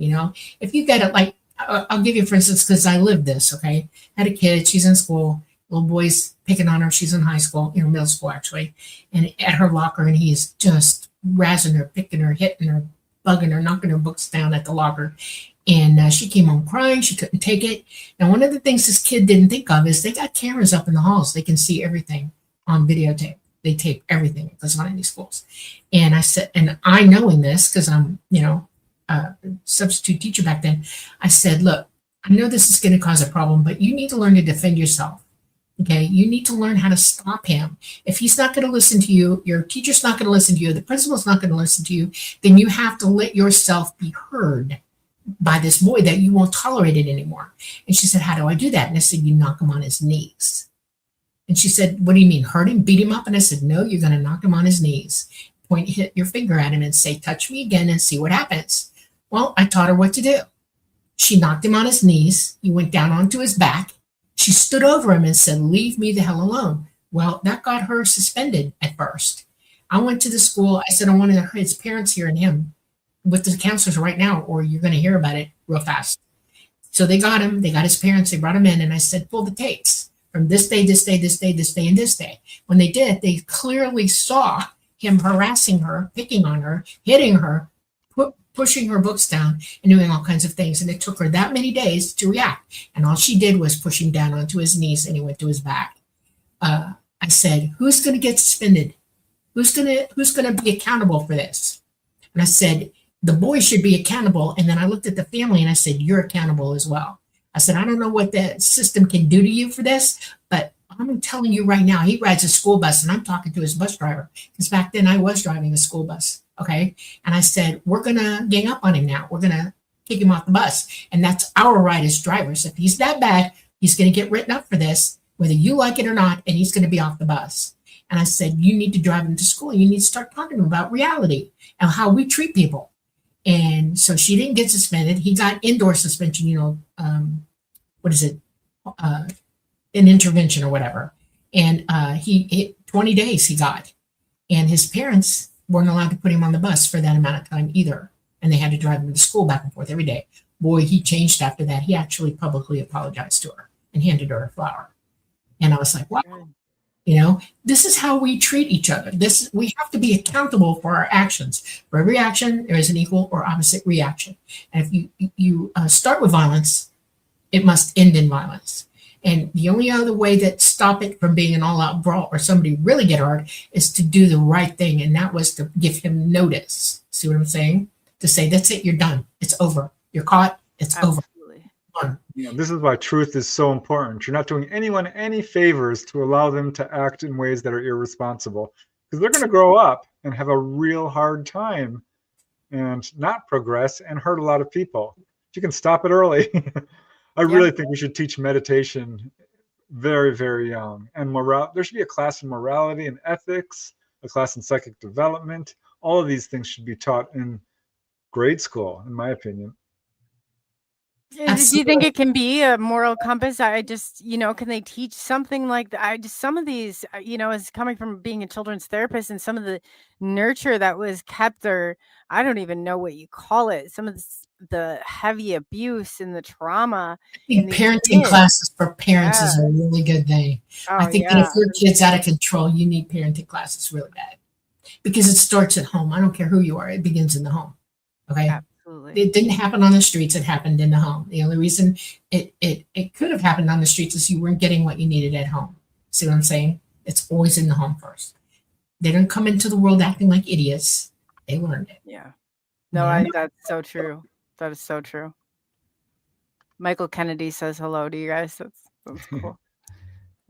And Michael. But yeah, no, that's so true. I mean, all of it, so much of it is connected, and it's just breaking some of those cycles. That's, for some people, it just seems impossible. But then I don't think some people are actually here as people. I don't know how else to explain it. I feel like their pawns are here to, your mission that they want to, deter you from it. Whatever it's, I don't even know how the opposition, like, I know. I don't know. We have to, a moral society remembers that rules are not a bad thing.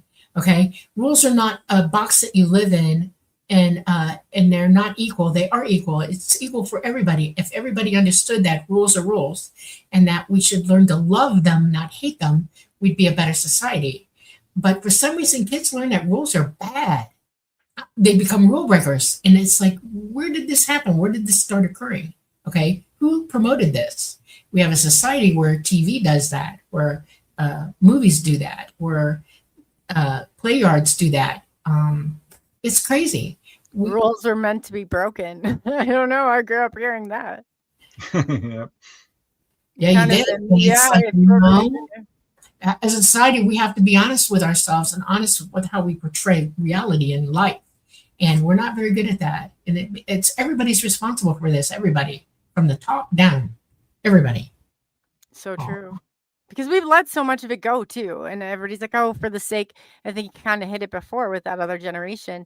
If I told my grandpa that he was going to hurt somebody's feelings if he said what he said, like, he would say it 10 times louder. Like, he just did not have that, that filtration. But now if I think, like putting this generation in, they would have like nervous breakdowns. It's like, that's where they have special rooms for people in college, it's safety places and stuff like that. I'm sorry, reality isn't something you need to be saved from. No. Okay. And that's why fear is so bad. It's fear that causes that reaction. People are in absolute, abject, unbelievable, unprecedented 100% fear. And it's fear of life, fear of self, fear of identity, fear of everything. And it's out of control. And we need to work on getting that back. We need to work on teaching each other what the truth is, loving each other through the truth, Yes. Oh, yeah. And I said without consequences, it's like somebody after that's done something and then they feel bad after they suffered the repercussions of it. It's like, I have a really hard time with that. I'm like, would you have even ever felt bad without that recourse? Consequences is not as good as accountability. Did you know that? I agree. If you make people accountable, you make the punishment fit the crime. Okay. Accountability is paramount in teaching you something.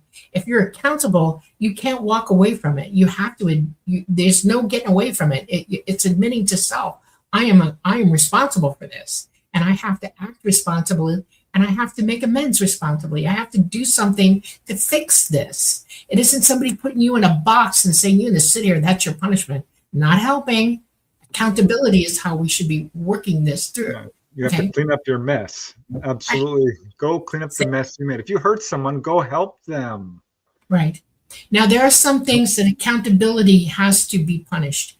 And I would say that there are only three things that I would go to extremes. One of them is if you murder somebody in cold blood, you're accountable for that. And that is severe. Yeah. And however, right, that means that you're either locked up or you're taken off the planet. Okay. And it's not up to me to say which it's going to be for you. It's a jury of your peers. Okay. That we have the right to that. If you do something that you destroy property, deliberately destroy property, that's accountability where you're not locked up, but you are put in a place where you have to work it off, okay, by either helping clean up the mess and rebuild, or these are accountabilities that are stronger accountabilities. We have to learn that we don't have the right to destroy people or property or things. All right, we don't have that right. We also don't have the right to take people's personal selves and wreck them to the point that they can't exist anymore because they're that bruised, beaten, or battered, mentally or physically. You don't have a right. Those are the top three. Okay, those are accountabilities that require physical types of accountability paybacks. Okay, and one of them is so heinous, I would lock them up for life. Okay, if you're a predator and you're multiple times predator, you don't get any more chances. You're done. We're just going to lock you up. Okay, that I believe is the only thing you got. You can't turn that around. It's an illness that's so severe. Yeah, so you'll thick. know there's no cure for that. Yeah, this is one of the worst things about human society, and I think one of the reasons ETs are like, oh my gosh, we need to step in here, because this is one of their primary agendas, is to bring people up and teach them how to elevate their psychic abilities. Because ETs don't have jails. They don't have this problem. Everyone knows what everyone else is doing. Just think, if we could get to that level, we could really start to spiritually progress. I've said it so many times. There's so much fear and disinformation surrounding the subject. People are like, ET, they're taking people against their will. It's not true. This is a false narrative. We have so much to learn from the ET accounts. People who are absolutely having fully conscious encounters without fear are learning all of these things. And if we could just take that knowledge from these ETs, knowing that there are other societies out there who live without money, that alone is amazing, and really one of the main reasons behind the UFO cover-up. Because absolutely, we don't need money. We don't. No. ET, like Dolly said before, smoke and mirrors. Right. Yeah. We ET doesn't let people starve in their societies. Everybody has a job. Everybody has a life. Everybody has a path. Everybody is encouraged and brought through it. Here we allow people to starve on the streets. What the heck? What? Why are we doing this? Socialism is not a good thing. Communism is not a good thing. Fascism is not a good thing. But capitalism is not a good thing either. We need to evolve past all that. Okay? It isn't utopia that we need to learn. We need to learn to work together to help one another. That's sacrificing for one another. We need to learn how to do that. If you've got somebody who lives next to you and they're starving, feed them. Show them, if they need a job, help them find a job. Encourage that. We don't do that. We should. I mean, there are people all over the place, people on drugs and stuff. This is one of the worst problems our societies have worldwide, is everybody's high all the time and taking drugs that are destroying their brains. And they end up in terrible situations that are untenable. And people don't know what to do with that. And we don't know how to go to the heart of the matter. And that is end drug trade, end getting high, end all of it. I don't know what the heck is wrong with everybody thinking that getting high is a good thing. If you need that to survive, you're in a lot of trouble, because once the lid goes off and society fails, and all the stuff that you think you can get, you're gone with that now, and you're going into detox. You're going into the not ability to take care of yourself. You're 10 times worse off than you were. You're not in a survivability mode. And ET doesn't know how to transmit to us, because they do, and we don't hear them, that we're not surviving, we're attacking, we're destroying ourselves. We need to stop. And that means everything that's contributing to that, everything. Yeah, well, I once did an interview secondhand through a mediator about this gentleman who was involved in this military industrial complex and worked in this underground base in Alaska that did various things, including how to build reverse engineer ET technology, biological warfare, and sensory devices that could see through solid objects and things like this. But he said that this base was funded by the secret government used through the drug trade. They would actually sell drugs to people and then come around, arrest them, take all their money, all their drugs, and take those drugs and sell them again, and arrest those people and take all their money and all their drugs. This is what's happening to our society. Now we have prescription drugs killing more people than illegal drugs. This is a deliberate campaign against humanity. We need to wake up to this, and our best tool is the simple knowledge that this is happening, so we can take steps to not fall victim to it. Right. This is how nefarious this is. Do you think ETs have this problem?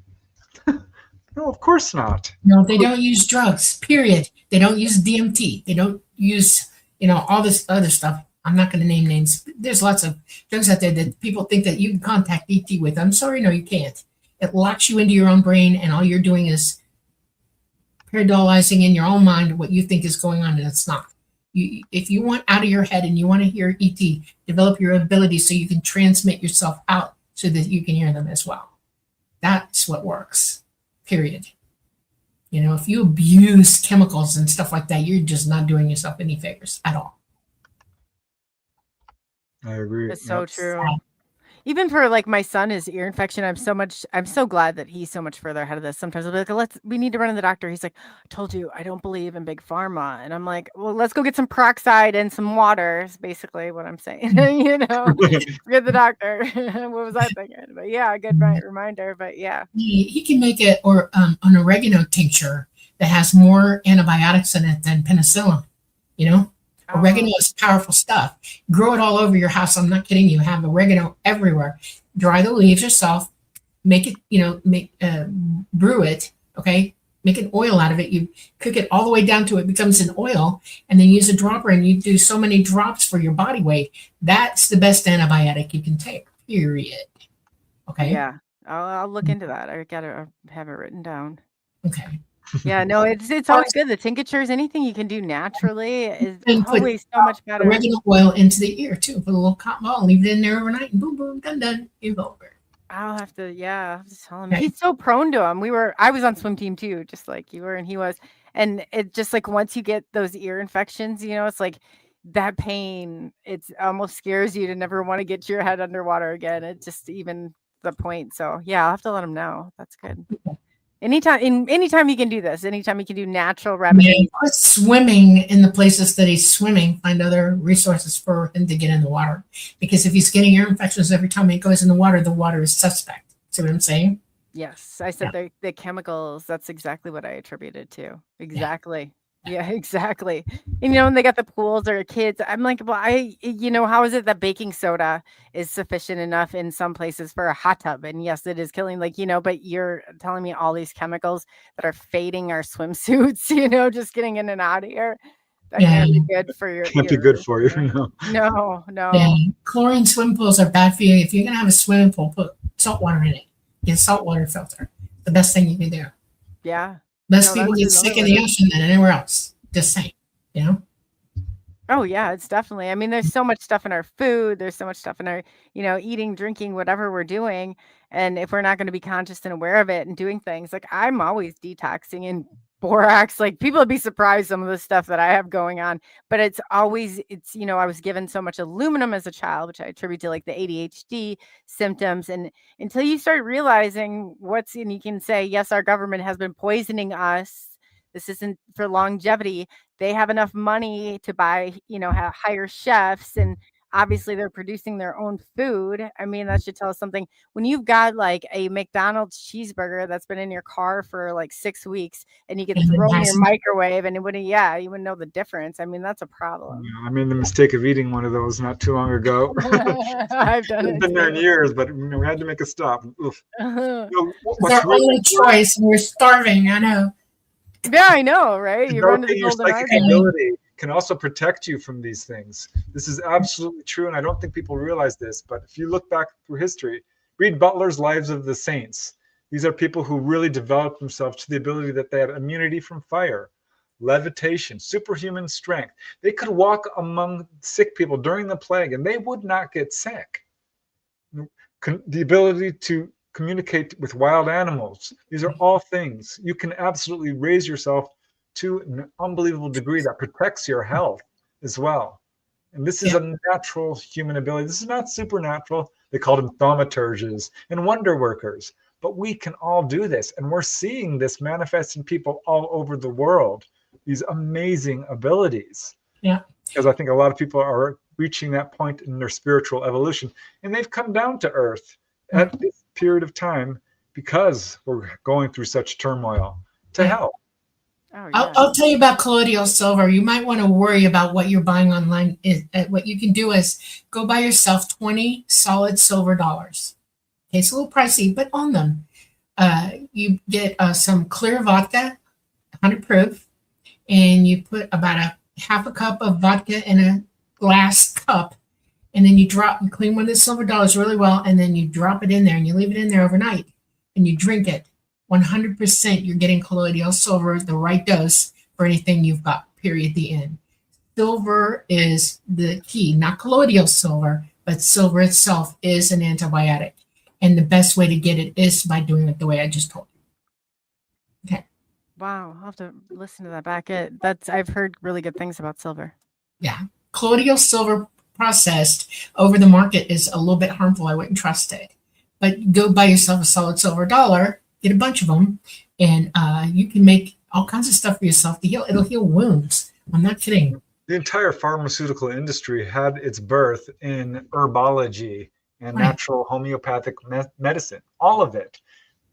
So there's a lot to learn from just that simple fact. Yeah, gold has some properties in it as well, you know. You know what Jägermeister is, right? You know, they put the gold flakes in it and people are drinking it, and they'll tell you point blank, man, I feel really good after that. And it's not the alcohol. It's something's going on with the gold. You bet your bippy it is. It's detoxing your body. Oh, I thought it was. They always said deer blood. I didn't know if that was like a no. Just a no. Whatever. Yeah, no. Yeah, there's amino acids in deer blood, but you have to purify it. For some reason it was like going around. I didn't know if that was really true or not. What if the deer is sick? That's the worst thing you can put in your body. Nope. I was thinking the blood or the adrenaline because it was hunted. I was like, oh God, that's scary. Well, that has to do with the meat content. If you hunt an animal, don't scare it to death before you take it out because that affects the meat. It's bad for you because they're pumping adrenaline into the meat at that point, and you don't want to eat that. Okay, you want to get a deer unaware and put them down. Okay. They go down easy. You learn how to hunt to the point where you can one shot. That's all it takes. Okay. If you know how to hunt properly, you're not trying to torture the animal and chase him for 20 miles while he bleeds to death. That's not eatable meat either. Not really. If you're smart. Not a sport. This is not a sport. This is sport survival. Yeah. Right. If you're gonna take an animal out to eat, take him out mercifully. Take him out quick. Okay. That means good meat for you then. A lot of hunters know this. That's why it's good to learn how to hunt because you learn all of the not just the philosophy of hunting, but you learn what makes the meat safe for you, how to process it, everything. You need to understand how to do that. If you don't, you can hurt yourself really bad or die. You know. So yeah, it's so true. I see the tree stands around here, and then they have like this thing that looks like a feeder for deer. So they're coming up, and then I'm like, that is so mean. Stop that. It's rude. Yeah. Oh. Yeah, it's not that kind of sport. If you're gonna go out, learn to hunt the right way. Yeah, I know. Mm-hmm. I know. That's what I say too. But I mean, I guess I don't know if there's just. Well, you're not going to hit anything that shows up at that feeder because, first of all, we have laws about hunting, okay, where it's doe season or buck season, and you don't take does out when they've got babies on board or just after they're born. You know, mom's got to be able to raise these babies up. That's why we have buck season. Doe season is when all the babies are all grown up and there's a ton of does out there and there's room to call the herd, and you only take the old and the weak at that point. You do not take the youngest ones are the ones that are the most firm. You let them grow up and have babies. You take out the ones that are walking the line and you can eat that meat. It's good meat for you to eat. It's a little bit more tender, to be honest with you, and it tastes better because it's got a little more fat in it because they've had time to develop it. These are things about hunting that everybody should know and understand. You know, you also don't want to use certain kinds of bullets on deer when you take them out because you're poisoning yourself with what you just shot them with. Okay, if it's full of metal and it's the metal that can impact the meat and go through their system before they pass, you're doing a dumb thing. You know, Yeah. dumb. All right, and so you have to know what you're doing. You really do. That's so true because we're putting so much stuff in, and I think, a lot of it, like you read, the UK won't even allow like half of the materials, and you pick up a package, I have no clue what even the water bottle is saying, like, it's like so out there that you have to dig a step further because it's out of Learn hand. how to make your own water filter. You can do that. There's natural ways to make filtration systems for water. You can do it yourself. You just have to think about it and collect all the stuff you need to You do it. should do a show on the stuff, Dolly, because but you're saying this isn't that, but it really is, and people need to know you have some really good information. Like you should have just like a segment because I'm fascinated by some of the stuff, and you're like, it's really easy, and I'm like, I didn't even know you could do that. I'm going to tell everybody to go to this resource, that resource, and read it before I talk to anybody because I want to pre-batch your brain before I start talking. That way you'll remember it. It's not a joke to you. You're really invested in it. See what I'm saying? I prefer to teach that way. And so I might do that. I don't want to, I'm not necessarily looking to make money off of doing stuff like that, but I doggone sure want you to be ready for it, Well, yeah, but it's your time and you do it so well because nobody else can break this down. If I would just go right with, like I said, I wouldn't even know some of this is possible. I There's remember you stuff talking on about it TV too, right about now. water. If you got people, there are hunting shows on TV that'll teach you anything you need to know. I'm not kidding. Okay, or fishing shows. You know a lot Your lines, about that kind everything like this, like the hacks. Well, I grew up doing it. I mean, I literally learned all this stuff my whole life. How to start a fire, how to make jam, how to make healing tinctures. Yeah. How to You make like a this little- broad spectrum of everything. How to filtrate water. I mean, hunt deer. Yeah, I mean, you really like in doing. And I talked to you about deer, other man. stuff I hunt before. hogs too. Hogs is good meat. You just wild hog is good hog. You just have to learn how to cook it right and preserve it right. Okay, because you don't want to get that disease. Okay, tennyson. It is a bad thing, but most wild hogs don't really have it. But some do, so you have to know how to deal with that meat as well. And then there's birds, we have chickens, we have eggs, we feed them a certain way and they're taken care of a certain way so that our eggs are good and wholesome and good for us too, How do you not attach to them? I'm like, because they're so stupid. We name them. No, you get Oh attached. yeah, they all have the same chicken. There was one that I really, really loved. We had her for like almost 3 years and she unfortunately, passed away and it broke my heart. It really did. And I thought, nope, not going there again. I have a rooster right now that I've cooped in another coop to keep him away from everybody. He's just too aggressive. And that bird weighs 35 pounds and he will be in my pot soon. Trust me. Okay. I'm just You won't waiting. feel bad about it at all. Too much money on this bird. He is going in the pot. So yeah, I'm not losing that one. But And, learning these kinds of things that can be so helpful. I've got a whole bunch of books on wilderness survival. It's something I've always been interested in ever since I was a little kid. Probably not a coincidence because this is something a lot of contactees are very interested in as well. But there are people who, say get stranded somehow, lost at sea or in an airplane accident or whatever, get lost in the wilderness, and they die in a couple of days of exposure or starvation. Yeah. If you're in the wilderness, you can absolutely build a shelter by simply collecting leaves and sticks. Right. That easily. A big pile, just like any animal does. Look at what the animals are doing. Right. Look for what the animals are eating. Don't panic. It's all about people die by the ocean. There's so much food in the ocean. If you can learn how to fish, you will absolutely be able to eat. And this could, all of these abilities, these talents could become in great use in our coming future should the grid go down, which, So true. I told my son, I said, I don't care what you want to be, have a trade. He loves welding. I said, that's great. It doesn't mean, but you have I don't care if they tell you AI is taking it over. Eventually it's going to drop. Have a trade. and go from there. Live It's in so communities where everybody has a specialty in survival, and so that you all can take care of each other as a community. Okay, that's a biggie.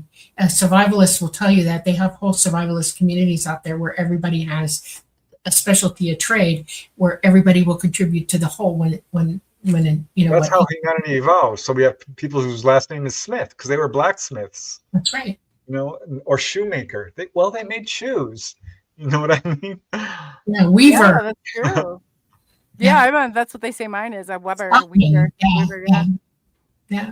It's so important, it's important to understand how to use tools. Women can knit and crochet. You can make blankets all day long to keep warm if you've got yarn. Learn how to make yarn. Learn how to figure out what you can use to make yarn. Cotton can be woven. You grow a ton of cotton in your yard, you pull it and you wash it and you spin it.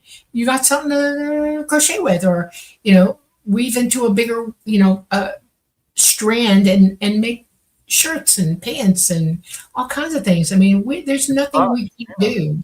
Yeah. It's funny, when I got into junior high, they said, well, you get to pick your classes. I'm like, what? Really? So I took a cooking class, I took a sewing class, I took a class in wood, graphic arts, metal, plastic, all the creative stuff. I'm like, this is so cool. You can actually make stuff with your hands. Yeah. I failed cooking class twice, Preston. I was just telling somebody that the other day. Twice.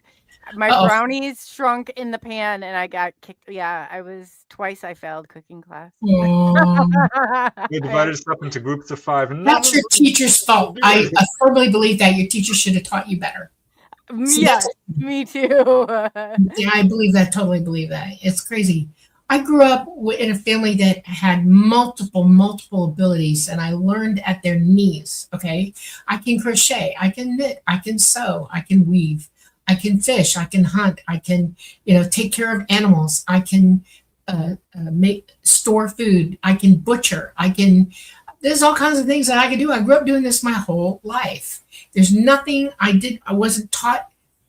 I was taught how to survive, And I learned animals. I know how to keep animals. I was an animal keeper.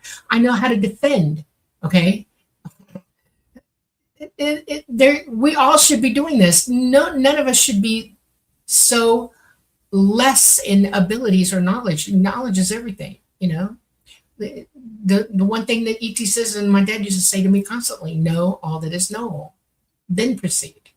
Never stop learning. Never stop taking on something that'll help you survive or teach you something to survive with. And it'll keep you from making or becoming so bored and so confused about reality that you don't know what it is. Survival. Kids, if you said, "Oh, I'm bored," you learn not to say that ever again, because you would be put to work. Yeah, I'm bored. Oh, we got something for you to do now, Yep. Oh, we used to practice log building when I was a kid. Like Christmas, we used to go grab for miles. We would go and get everybody's Christmas tree that they were throwing out. We'd pull all the branches off them and shave them off and build log cabins out of them. Okay. Wow. Winter log cabins. And it would, fall apart and rot and everything. But we did good. And the better we built them, the longer they lasted. It was great. We had our little forts and all kinds of stuff. I mean, there's nothing gets to do that. I didn't even get to go camping when I was a kid. I'm like, man, just hearing you is like, wow, that's it's so important. That's why it's getting lost. It's lost right here. I grew up with horses and everything, and my daughter didn't have the opportunity. So I said, okay, we had horses all around us, and I said, you want to go work as a hired hand and do horses? She said, no, but I'm in Girl Scouts and we're going to do horses this summer. And I said, perfect. So she learned to ride, and then her stepdad's parents had horses, so we rode with them as well. So she learned horses. I got it in there. She knows how to ride a bloody horse. Okay. Do you ride horses, Dolly? I don't think I've ever heard of that. The ones that aren't working with us and doing what they do, yes, they have their own homeworlds and they're animals that are like horses, and yeah, they have horses. They ride. They don't have to be great big horses like we have. They can be like little ponies, can't they? Sure, that counts. You don't race them and stuff like that. They don't use them to gain glory or whatever. They're wonderful animals that they enjoy. you know. How much of it Dolly, do you think is holographic, and how much of it for them is actually like flesh and not like, All of it's flesh. unfortunately? You know, here's the bottom line with ET. If it's not natural, forget it. Okay, You know, I they can may understand look that. like they're not natural, but they are. They only use their technology to get to where we're at. They travel a lot. They do it so quickly, but their home worlds, it's all natural. You're not joking around. They live in harmony with their I've heard existence. this from other contactees. Very Yeah. simple homes, Adobe even, or that looks like that. Very much a part of the Cave-like, natural yeah. setting. Some of them live in trees. I'm not kidding. Really? No, you're right. No, it's so true. But I'd never understood, because the consciousness, I think you're much more conscious than I was. You know, I remember seeing like the structures, very simple cave-like structures, and you know, they asked, like, I remember being able to stick my head outside, but it was very simple. It wasn't like everything around was very natural, I guess. You know, rocks. There's not like this, you know, skyscrapers or the street lights even, or things like that. No, not at all. They have the technology to live as they need to live, but they have places where you can go to if things are emergency or you need help, blah blah blah blah blah. But they live very very naturally. You know, it's wonderful. It's quiet. It's peaceful. It's as it should be for us. You know, we spend too much time trying to mechanize and take ourselves out of nature, and we're doing the wrong thing by going in that direction. We're natural beings. We need to be natural. I agree. We function that way. Our body chemistry, everything, all about us is natural. We're part of an ecosystem. We're living in a niche here, and everybody has its own niche, and it's a whole ecological thing. And without the other, or if one overtakes the other in technology, we're ruining it for everybody. You know. Well, you know, I think it's associated. If technology is involved, then it's safer for the planet. I don't agree with that whatsoever. I don't. Like, you No. know, it's like all this eco-friendly, safe stuff. I'm like, yeah, I don't know as if you're considering the the electromagnetic field, or that kind of radiation that goes into stuff. Like, I don't think that, you know, it's like not great to live in a nuclear power plant. Let's just face it. It's just, you know, Poison ourselves. Yeah. Yeah, well, they found out that even living too close to power lines causes all kinds of health problems. Yeah, it goes against your own body energy and interferes with it. It's electromagnetic radiation on you, and it's not healthy. You know. Oh yeah, I couldn't agree more. And it's like the manipulation of it, and then to think that, you know, I'm like, all your appliances. I used to laugh at my son's grandpa. He would go around and unplug everything, and I was like, what are you doing? Like, you know, but it was so smart. Like, he grew up in that microwave like era where it was like that technology, and I was like, man, you know, if we only really knew. And everybody just kind of makes a joke about it, like, oh, they have that ability. They've had this ability for a very long time. Don't fool yourselves, really. It's we have a disconnect. Dave Michael Kennedy brings up a real thing, and I want to add to that just a little bit. We have the technology to create robots of all kinds, okay? AI controlled bots. Some of them look like dogs. Some of them look like people walking around. These creatures are run on battery pack power. All the energized cars that we have, you know, electric cars and stuff, the batteries are harmful to our environment and us as well. And if these animals that they have are in the environment and they fall or break down during a war or whatever, that's going down into the dirt and wherever they're at. There are hundreds and thousands of them now that you don't realize are there. And they will pollute everything. They're also capable of destroying humanity in a way that you don't want to find out about. Okay? Oh, yes. And they're actually putting things out on the internet for people who are survivalists on how to control or stay the hell away from those things.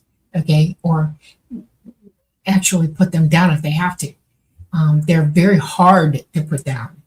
And your first bet is to get away from them. There are only a few ways you can do that without them getting you. And we have to understand that. Why? What's the purpose of that? Why would you build something that can destroy humanity so easily and hold it in ready? What are you holding it ready for? You know, we have to question AI every day. We have to ask ourselves, is this really the way we want to go? Because it is a It is a tool of mass destruction, is what it is. I don't care how much it can add to our the growth of our civilization. It's not growing us. It's going to be a weapon, and it already is. And Well, I that's the wish- problem with all technology. It's always been weaponized, which is why any claims that ETs have handed technology over is ludicrous disinformation, because no, they know better than to hand over technology to as a society that Right. weaponizes everything. And it really is taking the purpose away from humanity to learn. Yeah. Exactly. Which is why ETs don't just hand over all the answers either. We have Yeah. to learn. That's so true too. They don't give you, I used to say that all the time. I'd be like, man, don't get very many detailed answers, do you? But no, I don't think that's part of the journey. And you're right about that. Definitely, absolutely right about that. Yeah, ET does have a type of autonomous, well, it's not really autonomous. It's a type of AI. It's the little grays, you see the little ones, they are AI, biological AI. But they have no autonomy in that they do exactly as they're told and nothing more, and they turn them off when they're not being used. They can refit them for any environment that they're going to be in, okay? And it's just a tool. That's why they have no emotions. That's why you can beat one up if you need to, okay? If you feel threatened by it, people can rip them to shreds. They're not there to hurt you. They're just a contact, or they work in deep space where ET can't be, because deep space is dangerous to biological entities like us and them, and we need somebody to work in space for us, and they do the work. Yeah. They're easy commodity to use. That's all they're programmed, and they're the way they are, period, the end. There are too many of us that have seen them. Whitley Strieber's seen them. He's seen them the way I have. You know, when he You says don't that- see them in altercations. Like, I don't, you know, No, you gotta, neither. people needed to No. know. Some of them can swim. Some of them, they have webbed hands and feet, paddle feet. Some of them are equipped to climb. Some of them, it's just any environment, they're equipped to go into that environment. And, most people just see them like, hands and feet and head and la, la, la. But they can be anything. And they only do the job that they're supposed to do. They question nothing. They just do their job. And they have no purpose to hurt you. None. And if you say no to one, it's no. They back off and go away from you. Most people don't know that. They're been taught to fear them. And so now they're demons to some people, and it's not true.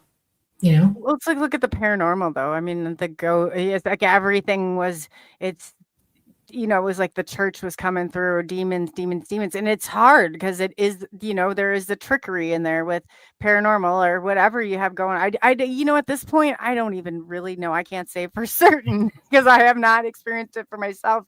And I'm trying to become more cautious and conscious that we've kind of, had this blind faith and authority and just trusted that this was what it was, and we should never have done that. So I try not to even go too far into something unless I've really gone down that road. I also want to make another point. All ET craft are indwelled craft. The craft is alive. It's biological, and it's indwelled by a being that's advanced enough to do that. And a disembodied fifth dimensional being is usually who it is.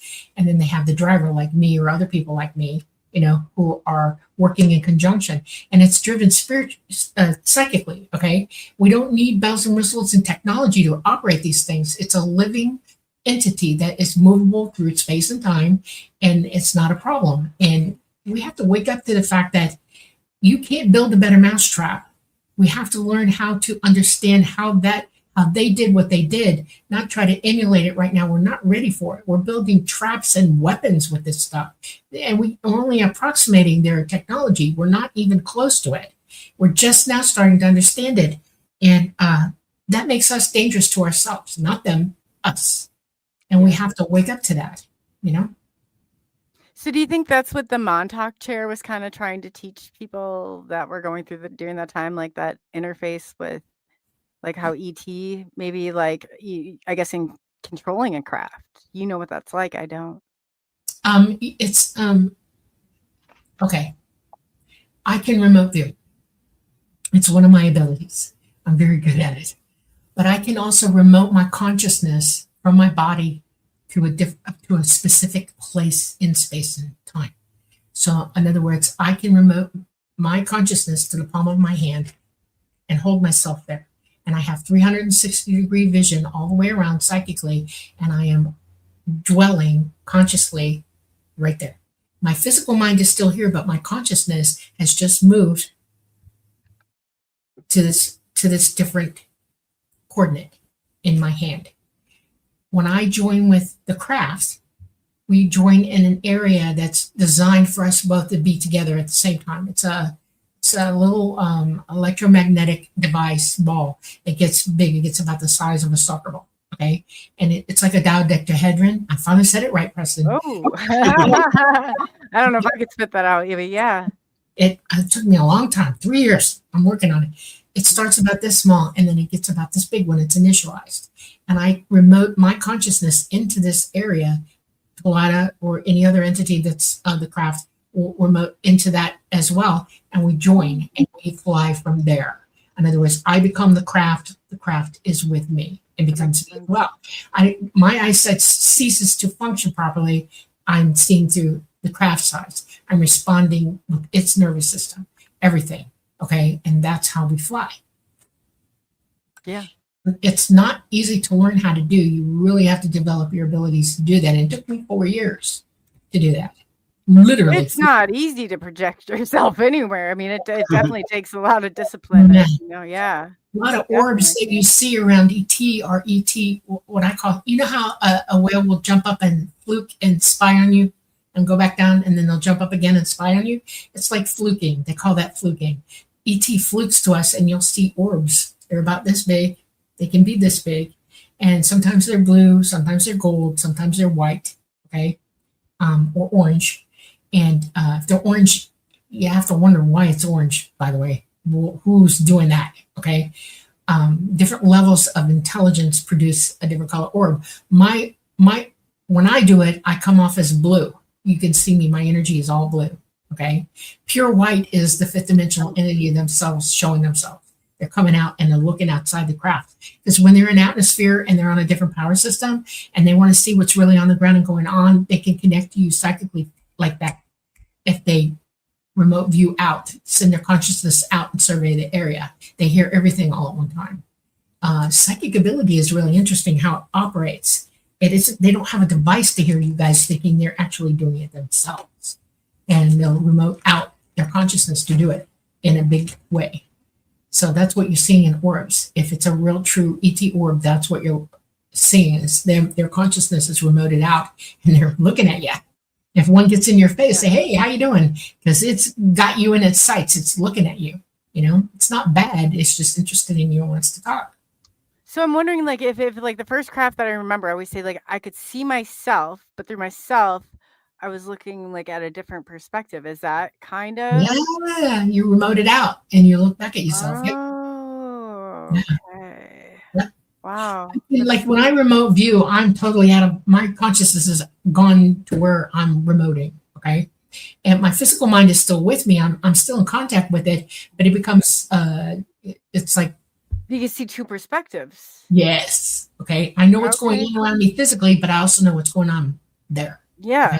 I get that. And a lot of people experience when you get there, it starts off as like a black and white picture. You know, it's very fuzzy. Mm-hmm. And then it starts to fill in, and colors fill in, and then you get the 3D effect, and you feel like you're really there. You can feel the air, you can smell what's going on, you can hear what's going on, literally, okay? And if you learn to stabilize and stay right there for a period of a time, you know, you're really there. And then you let go. You let go mentally, just okay, I'm okay, and you right back where you belong in your own self.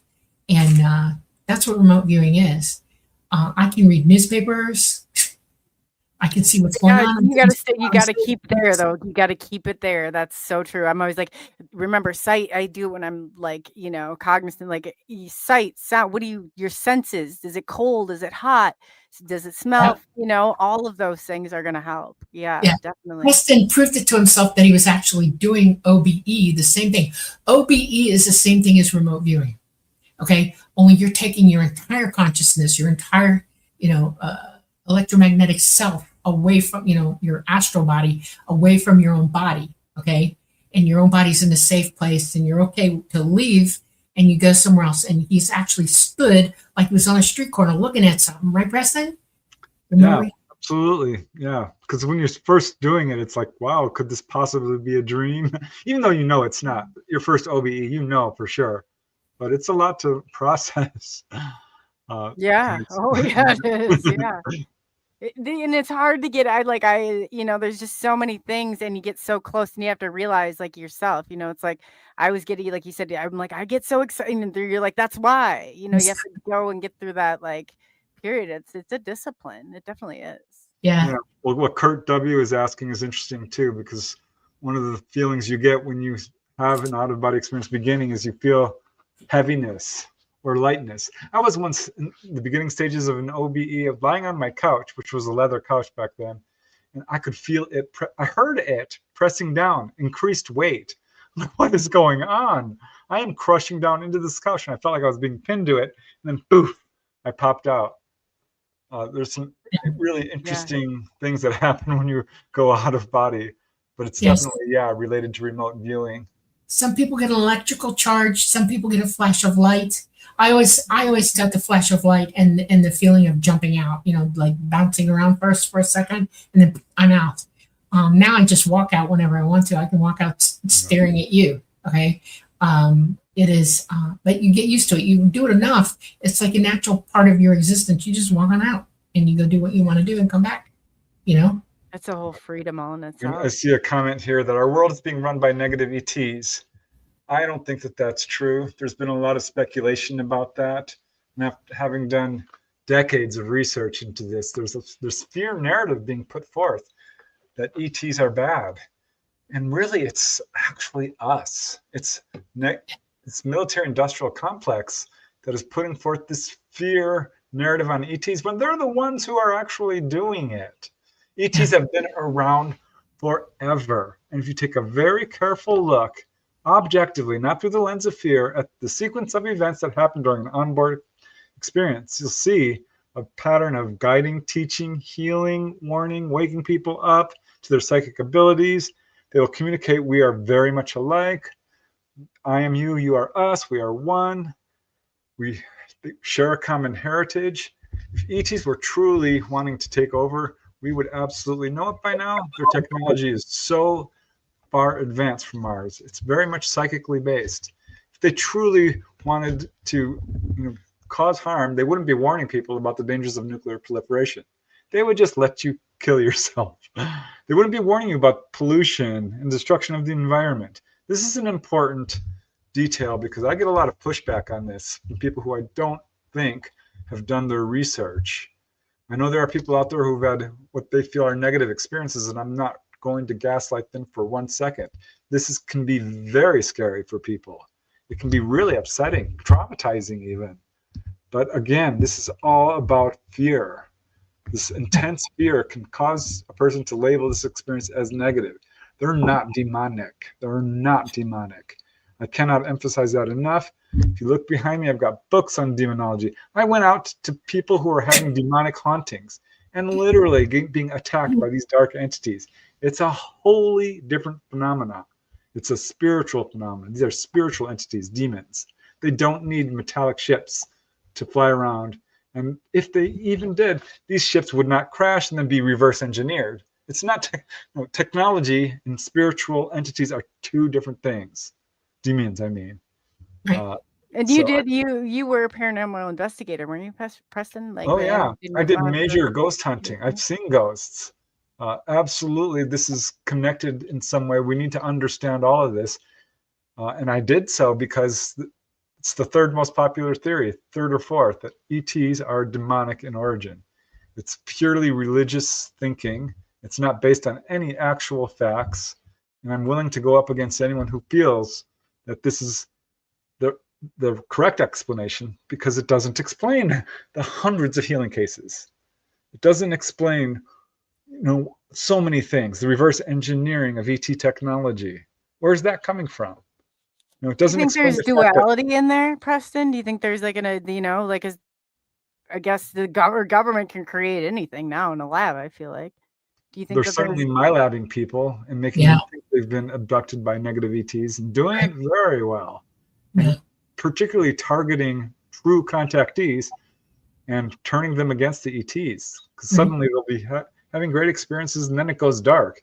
It gets bad. And they have been victimized by our own governments. Please look at what our military industrial complex is doing to humanity. I don't like to be a negative doom and gloomer, but the way they have treated the population is not okay. Radiating people and sterilizing disenfranchised segments, feeding them hallucinogenics and just horrible stuff. Big pharma on us. How about all the weird things that I can't talk about because it'll get knocked off air? It's serious stuff. We're blame the ETs on every day. Yeah, it's not ET. I'm going to tell you something. You're talking to a real, honest to God ET hybrid. I am an actual hybrid. I am ET trained, and I am here of my own volition. I am here to teach. Tell me I've told you one wrong thing since I've been on tonight.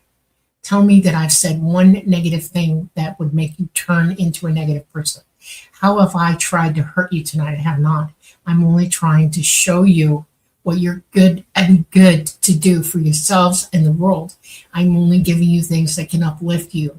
I was trained to do that by ET, period. The end. I am a teacher. That's why I came here. That's why I stayed back. ETs are not here right now physically. They've left because of our pole shift. And they can't come back until it's over.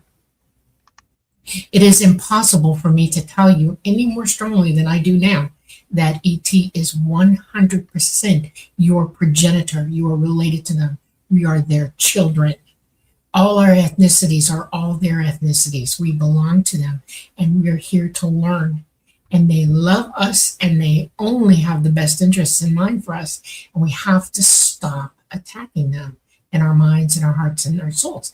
We have the ability to do so much. We have the ability to be wonderful like they are, and we're throwing it away for stinking thinking and believing people that are evil among us and doing terrible things to us, and it's our own people, and we're letting it.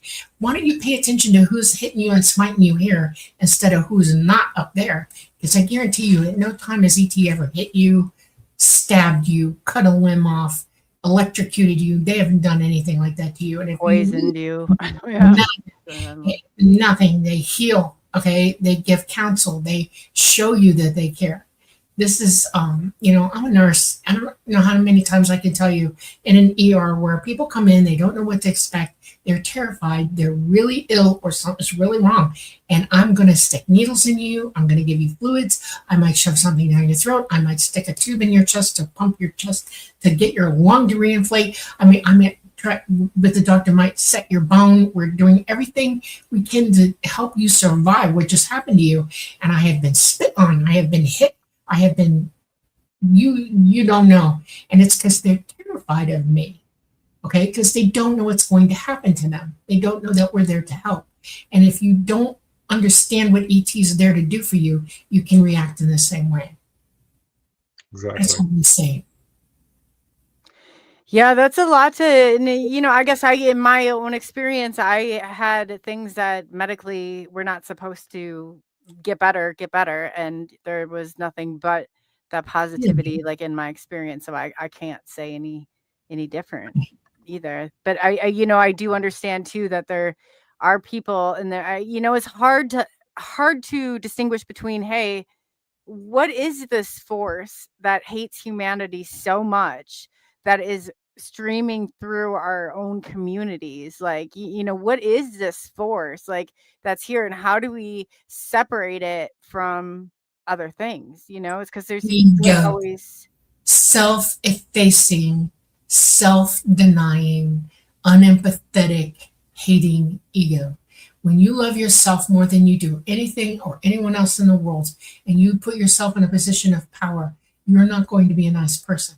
And when you die, if you get stuck here and you're not going anywhere because you're too busy still trying to figure out what the heck, where are you? You're not going to be a nice person on the other side either. We are the problem, period. When you get jealous, when your ego is more important to you than somebody else, when you're have avarice, the 7 deadly sins, they're serious stuff. When you practice that stuff, you're not helping anybody. You're hurting yourself and everybody else around you that you are affecting. And it can grow and magnify itself into demons on the other side. And that's exactly what we've employed ourselves. We've created the problem. Nobody else, us. So you think it's like just the mirror image of what's really happening? It's the mirror image of our own problems and our own stupidity and our own inability to be real with who we are and why we are. It is important that we learn to grow up. Hate is a powerful force. Avarice is a powerful force. That's true. And it's all, That's the problem, because we look at ETs through the lens of our own culture. And because we expect stranger danger, all the horrible things we do to each other, we expect ETs to be like us. But clearly, they are far evolved beyond that. It makes zero sense that they would come from all over the universe to come to little old Earth and torture us. Think about that. It makes zero sense. They don't need our resources. It has nothing to do with that. Their intents are absolutely to help us. And, right. And this is not speculation. This is absolutely demonstrably true by a study of the first-hand contactee cases. So people can believe what they want, but belief is a far cry from knowledge and truth. And I've had my own onboard experience, and I can tell you that it was the most wonderful thing, one of the best experiences of my life. I've talked to so many contactees who had a real hard time initially, but often they'll finally have an experience where they describe it as a love like never before coming from these ETs. That exact phrase. It's sort of, I don't even know how to tell you this, but it's like when you first hold your newborn child, when you first got married, that ultimate unconditional kind of love. So there is an experience that goes with it. There's no doubt. But it is hard. It can be very hard to digest. I know Andrew Rowlands, who comes into chat. You don't see him in here tonight, but he was one of the first people. We had a group. There was 3 of us, and we used to talk about it because the first 3 days, it was hard to digest. It was, but the benefits always outweighed for me, and my experiences with it. And it did seem like a training valley, much like you talk about, like, the transition from one group to the next group to the next group, where I did feel like it was some sort of training that I was receiving as well. So I definitely agree with you on that too. Yeah, the vast majority of people I've interviewed, and it's been hundreds, have a hard time with it initially, but ultimately feel like, you know what? I've actually learned a lot from this. They did heal me. I've had a spiritual awakening, a psychic escalation of abilities. Yeah. It's, by their fruits you shall know them. It's that simple. Right. Demonic forces, their intent is to destroy. It's very simple. I want to answer this. I'm going to preface it this way first. I want you to understand me when I say this. There is no Galactic Federation. There are no Draco reptilians in a fight with the Galactic Federation. There is no planet where Draco reptilians come from. There are reptilian beings on this planet, and they were here before we were. They belong here. We do not. We came second. We're transplants. They are not. They are intelligent. They're sentient, and our governments have found them, and it's not a pretty picture because they're using them to scare the hell out of you. Stop it. This is misinformation, disinformation, and outright lies. Please, I beg you all. There's so much bad things out there. So many things that are not true. In ufology, we need a consensus among ufologists. Everybody needs to sit together and bring it out and tell the truth. There's too much evidence that proves that these things are not real. Okay, in astronomy, we would know if there was a Galactic Federation. We would see it. ET does not travel in conventional space. Atlas, 3i Atlas is not ET. They don't do that. They travel interdimensionally. They can get here in less than a second. Yeah, what is up with that? It's so ridiculous. We have an asteroid that is Apophis that is going to slam into our moon. They absolutely know it. That's absolutely true. You're being lied to it all over the place about it. It's probably going to hit the moon in about 7 years. They have 7 years to respond to this. They're going to develop a nuke to hit it. If they don't do it within 4 years, we're all going to be messed up, because when it hits the moon, it's not going to explode the moon, but it's going to cause enough debris to shoot down into space and get caught by our gravity on Earth. And it'll go right down into where all the satellites are and destroy every satellite there is, including anything else that we have put up there. They have to stop that. They think they have time to do it. That's why Avi Loeb is starting all this stuff, because he wants the contract to develop the astronomical referencing they need to do to get that thing popped. I don't think Nuke is going to do it. Honestly, I think it's a very bad idea. He's got a lot at stake. He's got a whole scale and everything ready to go. Yes, so you're being lied to about everything. Nothing you hear is true about any of this stuff. The comet is a comet. It is what they call a planetary comet. It's got all kinds of elements, and it's heated up by our sun, and now it's burning holes out of it, and it looks really weird. And oh well, this is something we're just starting to see because of our ability to see into space sooner and quicker. 3i Atlas is never coming back. It's just passing through. There are a couple more right behind it. Whoopee! This is going to be fun to watch, all of the kinds of new things coming in on us. We're going through a galactic current sheet. It's bringing things in on us, just saying. And it's predictable while this is happening during a galactic current sheet contact with our solar system. It changes all the planets. It forces them to change their poles. It's a big deal. Y'all need to science up instead of believing all this BS that's on the internet without knowledge. You're being told BS, period. Either that or it's the slowest moving UFO I think I've ever seen in my life. I mean, that's ridiculous. The amount of time it's been in space, they would be dead because they're completely outside our magnetosphere doing what they were doing, going close to the sun. They would they would die from gamma radiation poisoning, period. It's science up. Y'all need to learn this stuff. Don't believe anybody about anything. Science up. Look it up. Reference it.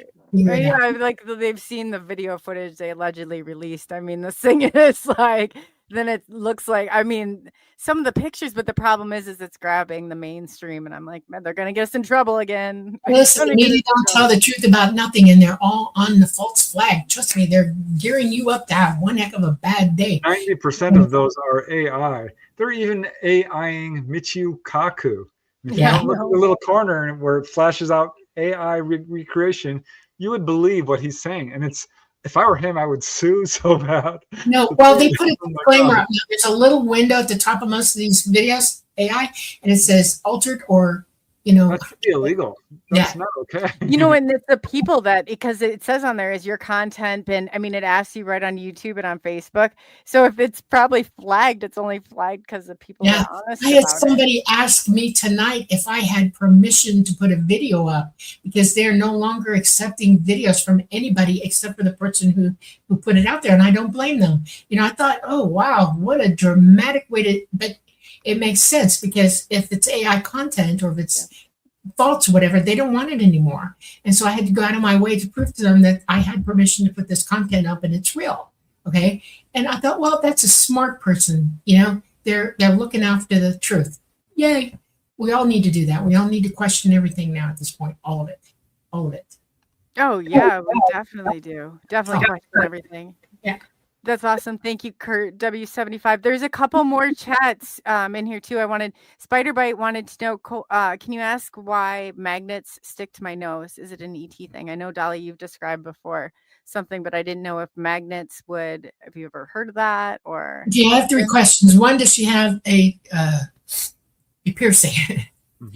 Okay. And has she ever had road rash on her face and her nose? Okay. Because road rash can put little minuscule pieces of metal into your anatomy, down into your dermis, and that would stick a magnet. Do you have high iron content in your blood? Your nose is very capillary, and your nose will bleed a lot, and so there's a lot of iron in your blood, and that you might have a high iron content in your blood. Or you have an implant. Now, there's lots of reasons. You need to do your research on yourself. Find out. Figure it out. Experiment. Go get a blood test. Find out what the iron content of your body is. Did you ever have something happen to you as a child? Ask mom. Did you get strafed down the street on a bike? You got road rash on your face? That'll do it. Did somebody hit you with a pellet or something like that? Or do you scrub with something metal? I mean, there's 1,000 ways that metal can get into your face and your skin and attract a magnet. Just saying. Okay. Yes, As far that's as- interesting. Let us know what you find out, Spider Bite. Yeah. Bigfoot Michigan Rob. If you guys don't know him, definitely check out his channel. He's great. He said, based on a peep that he spoke with claiming to be abducted, says that they lost time and memory. Hypnotic regression helped relive the experience. Your take? I know what mine is, but what do you done think about that? correctly? Yeah, done correctly, it's absolutely an effective tool, and this has been proven in numerous studies. Of course, numerous studies have also proven that done incorrectly, it does Yeah, people it can can cause be false brought memory. into something that can cause false memories. You have to have somebody who's willing to bring you into a hypnotic state where you're fully aware of what you're thinking, okay, at the time, all right? And they can't say anything to you to imply anything to you. They have to just say, you agree beforehand that they're going to give you a word about a date or a place and ask you to describe it to them. And you do that. And that's how you do it. You let the person regain the memory. You don't go them into it by saying, did this happen? Did ET come and get you? That's planting memories. You don't do that. So Yeah, I've referred people to hypnosis, but I only do it rarely. It's usually a last resort because you can get these memories back through meditation, dream work, attending a support group, and just sometimes you'll get a cue. You'll see the word UFO or the cover of Whitley Strieber's book, The Little Gray, and memories come back. But if you do choose to do it, definitely write down everything in detail first. Yeah. Keep coming back to it and fill that in as much as you can, because these memories are not erased. They are suppressed. And it's probably you doing it, perhaps in cooperation with the ETs, because it's not their intent to scare people or cause disruptions in their life. And because ET contact can be very difficult to process, they will facilitate this. And that's why people are having missing time.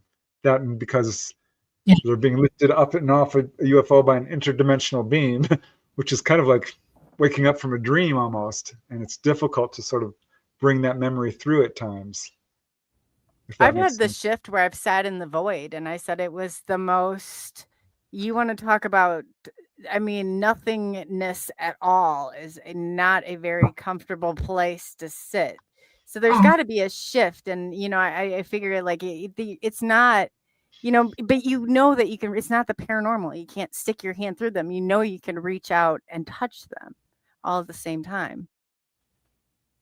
A perception, like when you're doing things, you have to remember that you can't allow your physical mind to tell you things that aren't real, okay? Because it can try to do that. Your physical mind can just kind of dream up all kinds of crud.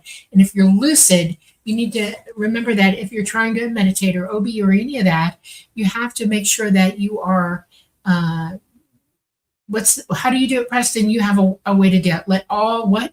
Drop away? All illusion end. Right. And then you only see what's really there. Okay. So you have to stop your physical mind from showing you things that aren't real and allowing yourself to see what's really there. And so you let all illusion end. And that's his way of dealing with it. It works, actually. I've tried it a couple times. And what's I do funny the is- uncloaking, but that makes sense when you say that. There you go. Yeah. All illusion end. This works when you're awake too, because we're actually looking at reality through the lens of our own beliefs, and we're not seeing everything because we kind of label everything and we think we know what it is. But no, you need to really step past your own stream of consciousness and you'll see things. And it's very difficult to describe, but actually we're dreaming all the time. And when we fall into sleep, that's what our dreams are. It's our stream of consciousness. So if you can slow that down, it increases your perception abilities. And this is how you develop psychically. So it's connected to, overcoming this constant fear turning in your mind. Yeah, your brain is the computer of your body, okay? Your car has a computer, yes? You have a computer, that's your brain. Your consciousness you are the entity driving this computer. You're the entity driving this body. And if you lose contact with that, the body's going to the brain's going to go inside itself and like see anything it wants to see. It's going to like go crazy. It doesn't know what to do with itself.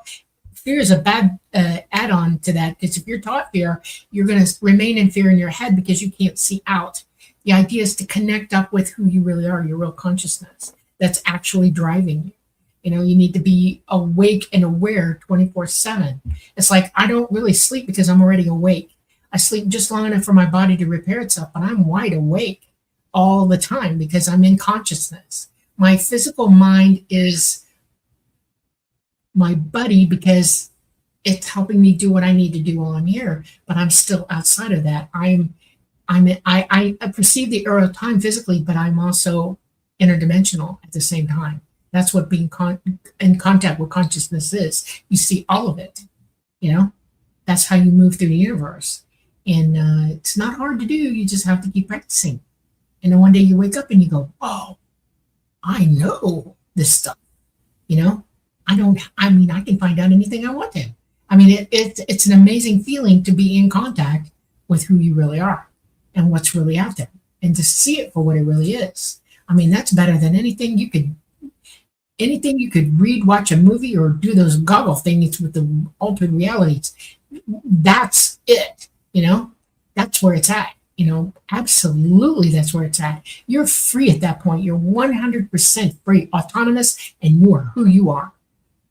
That's a thing. Yeah, it's hard to sit with sometimes because of the, you know, it's like you start to doubt, like, how do I know this is, but like you said, when you start, well, there's ways of proving it. You can actually do little things to prove it to yourself. If I'm remote viewing and I look at a place in real time and I memorize what it is, and then I go back and look at it, you know, some way I find out what's actually there. You can get people to help you do that, by the way.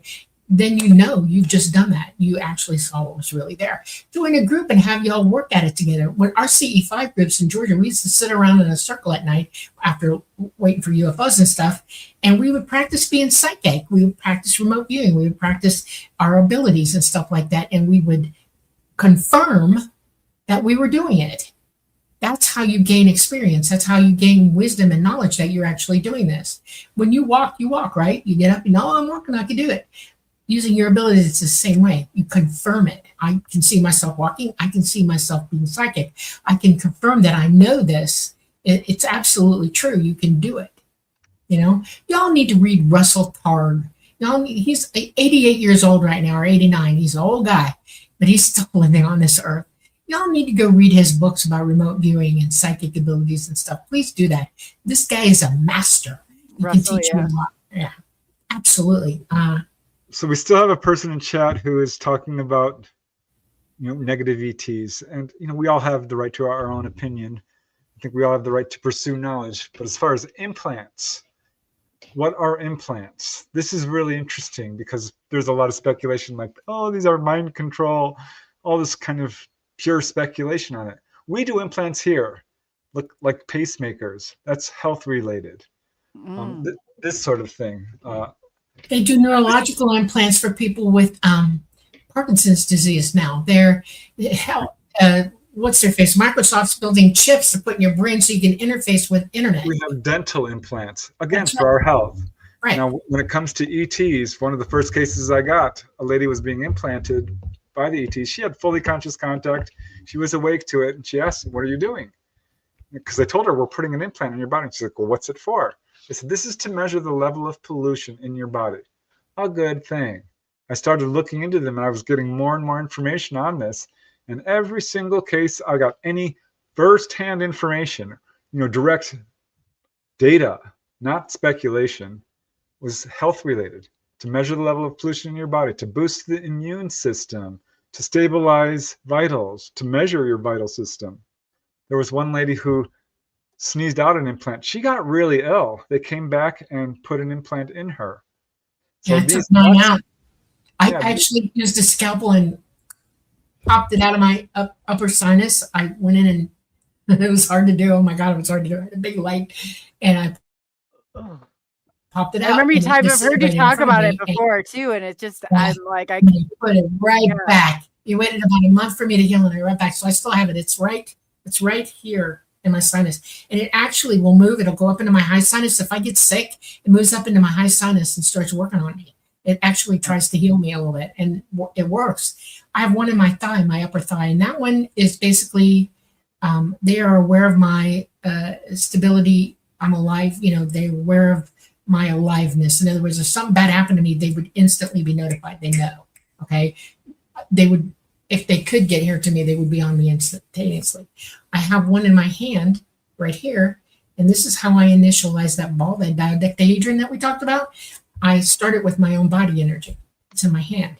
Yeah, they can facilitate communication, stabilize hormonal imbalances, all different kinds of things. Yes. Yeah. These are actually good for us. And I know this is a lot for some people to process, but that is what the firsthand evidence is showing us. So just want to put that out there because you asked. It is hard, and it is hard to, like, but like I said, I in all my experiences, I can't say that there has been, and from my perspective, there has never, if anything, it's only contributed to who I am or what I'm supposed to do. Otherwise, I got to a point, like, I thought, man, how am I going to continue life with my son? I can't, my hand was like, I had all this neuropathy. I had everything was just like one thing, another. I mean, you talk about infection after infection, and it wasn't until that so for me, like, it was worth the trade was well worth it. Now, look what you're doing now. You think, this is all part of it. Because you're helping humanity. Yeah. And that's what I think, and I know, like, with things, and it's so hard, to ask those questions. Like, is there, like because there is so much of that's going around, and unless you really experience that part of it firsthand, but then, it's like you have the government games and all of this too. It's like, man, I sat there and questioned, I don't know how many times, time and time again, like, if I've been tricked, if I've been fooled, is this, but how much of this is our government interjecting? Because they're obviously looking for us. They're looking for things and abilities that all, and people who experience this constant, like, everyone I talk to that is really legitimate. There's a medium. Don't do those bloody IQ tests online. Y'all stop doing them because they're looking for you for a reason. Yes. Oh, that's exactly. Yes, I know. And then the people don't realize, like, this misconception of, like, oh, the government, why would they want anything to do with you? Well, that's a good question, because I'd like to know too. I have no idea, but I'm telling you that it is very real. And there's certain attributes that I've talked about long before I've even came in contact with anybody, and you hear it echo throughout the community of the same thing. Like, Jeff Silver will say, I couldn't see spirits before. He's like, but after that contact, he's like, I can see him and communicate with them, and he understands that now. And it's really, like, I mean, it really is so much to wrap your head around. But I know, Preston, you've done so much research. I mean, how many experience have you even lost count, or do you keep track? I mean, I've seen you talk to thousands of people over, just even you're always out there and always, boots on the ground. I don't know how you do it sometimes, but well, it's been my life's work, and it has been thousands. Formal interviews are more in the few hundreds in terms of really buckling down into a person's experience. But this has been something I've been doing since 1986. That's almost 40 years. So I think that we all have to do our own research. Please don't believe me. Do your own research on this. And I think that you will probably come to the same conclusions if you continue at it real hard. Maybe not, but I can tell you that a lot of major researchers who have looked into particularly onboard experiences have come to the same conclusions I have. I really love Barbara Lamb for that, because our research coincides exactly. John Mack as well, Edith Fiore. Certainly not everyone agrees. David Jacobs takes a pretty dim view on the ET phenomena, but I will say almost all of his cases are hypnotic regression, and he is speculating wildly in terms of ETs coming to take over Earth, because they haven't done that. We're not seeing that. No. It's like, oh, it's negative. And then he points out, like, well, I did have a case of someone who was cured of diphtheria, 2 who were cured of pneumonia, 1 of, he's got a long list of cures, and then denies that it says, no, they don't actually cure people, and then lists the cures that people have taken. So, you can't have your cake and eat it too. Right. Even Carla Turner, who is another person that's often raised like, oh, well, she says ETs are bad. She did not. And she is quoted very plainly as saying, ETs are not here to take over. They would have done so already. That is not their goal. We need to really step back and look at what's going on here. Right. Yeah, I agree. It's a lot. Definitely is a lot, and it's good to have open dialogue about it. That's for sure. To keep that conversation and keep those going. Yeah. Yeah. Yeah, I guess Shelly too. I guess in closing, I know I've kind of kept you guys quite a bit, but she wants to know. I have a question. Being going back over the morning, I saw my Tic Tac. I remember turning around after it took off. I remembered walking into a place I was going. Is this normal for the missing time? Wow.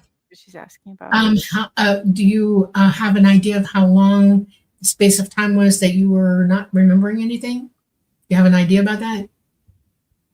Shelly, do you? I see her in chat. She said, like, people are saying, why didn't she? Myself and passenger 10-year-old never saw anything about this idiot. I think she's been at Boardcraft. I know Shelly. It's been a bit since I've talked to you about your experiences, but I know that she goes pretty in depth with it. And I've had like the missing time before too. I think. Do you think? I mean, it's a part of the. I go under hypnosis so easy that I don't. It's almost like uncomfortably easy.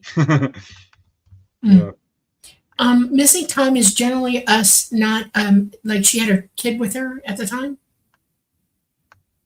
Shelly, do you know if you had? Can you answer if you have a kid with you or? Were you alone? Are we alone? Yeah, Every there's time a lot to I was alone. I've never had experienced that with anybody. Yeah. When you say Tic Tac, I want you to describe what you mean by Tic Tac. That's a buzzword nowadays. I want to hear what she saw, actually, not the word Tic Tac. I want to know what she saw. That's information that I need to know. Oh, she had a friend with her. Okay, yeah. We sometimes will, your hippocampus directly, it takes in memory, short term, and your pineal gland affects it. So does your pituitary. And if you're nervous or upset or weirded out at what you saw, your pituitary will send a chemical into your hippocampus that kind of like deletes the memory. It's not important enough to remember for some reason. It's like not, your life isn't threatened at that point. You just see something that's totally weird and it will just like blow it out. Okay. Especially if you're with somebody. I don't know what that is, but if you're with somebody like a child or another person with you, that makes it least likely for you to remember. Your short-term memory is not going to put it where it belongs, and you'll experience a time change. You'll go blank. That's a normal human reaction to a situation that's completely outside the box of your life, especially if what you're looking at. That's why I want to know what it looked like. Tic Tacs are not what you think they are. That's why I want to hear what it looked like to you, okay? How high up it was, what it was doing, what time of day, that kind of thing. It's important to understand that that's not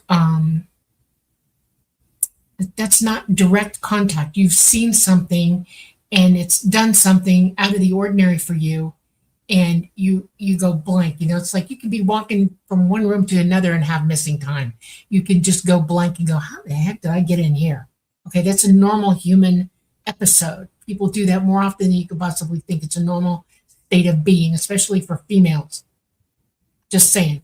And so she saw something, it moved, and she was trying to understand what it was. She remembers what she saw, but she went blank right afterwards. And that's a normal reaction to seeing something you don't understand. Okay. And it takes your brain a chance to catch up with it. People, and I'll tell you something, there are different states of being. Your brain does many things, and you know this, Coley. Like people describe the sensation of everything slowing down when they're in a dangerous, life-threatening situation. Yes. It's like, it takes it off second by second by second by second. Other people just go blank till they hit whatever it is that's about to happen to them. They freak out. They just go, I ain't dealing with this. And they try to leave in their head because they know it's over for them. Something bad's about to happen, and they just rather walk away from it mentally. And they do until they hit. And then reality comes blinding back to them because pain will hit or shock or whatever. Okay. We do that under very weird circumstances. One of them is just the shock of seeing something, and then we go blank right afterwards. contact, that's different than direct contact with ET. When you actually have an ET who's contacting you, okay, you're either going to remember the whole thing or you're not. And the reason that you don't is because you don't want to remember. Literally don't want to remember. And that's because you're overcoming something called shock and awe, fright or flight. Most people will flight away from it while they're frightened, okay? They don't run, they freeze, okay? And they don't understand what's happening to them. I say fight, flight, or deer in headlight. That's exactly what happens. If you're not afraid of the situation and ET shows up and you're fully able to stay conscious through the whole thing, lucid, talk yourself through it, okay? In other words, this is happening. I'm looking at it. I'm looking at them. Ask them questions. Act like a normal person while this is happening to you. Don't let it be weird. Move into the reality of it. That's what I tell people. If you're having direct contact a lot, the next time you experience contact, be in it. Be part of it. Take yourself through it. ET shows up in your room, or they meet you outside or whatever. Say, hey, how are you doing? I'm going to remember today. And it's not them that's doing it. It's you that's doing it. Have a conversation. Talk to me. What are we doing? Where are we going? What are we going to happen? Yeah. Can I play? Whatever. You actually interact with them. If you don't interact and you freeze up, you're not going to remember. You're just not. When I was on board, that's why I kept a running commentary. I'm like, this is happening. This is real. Look at this. And I do that when I'm out of body too. I'm like, remember this, remember this, remember this. And absolutely kind of reflect back and forth to cement it in the brain, because this is not at all unusual. People have a car accident and not remember it at all. People go through any kind of experience that's a little bit out of the norm, and it goes right out of their head. Right. There's been periods we can't remember everything, and your brain will shut it out. It will pick up with, we tell a story.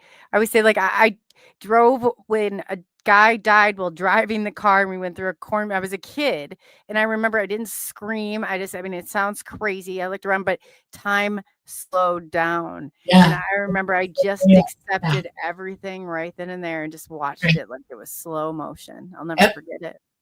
Yeah, we were out trail riding, and we were coming in. It was the end of a 3-day trail ride, and my horse was a base show hunter. Okay, his name was Tonko Akan, a big old boy, ungelded. Okay, and somebody shot a gun off behind us, for whatever reason, and he broke and ran.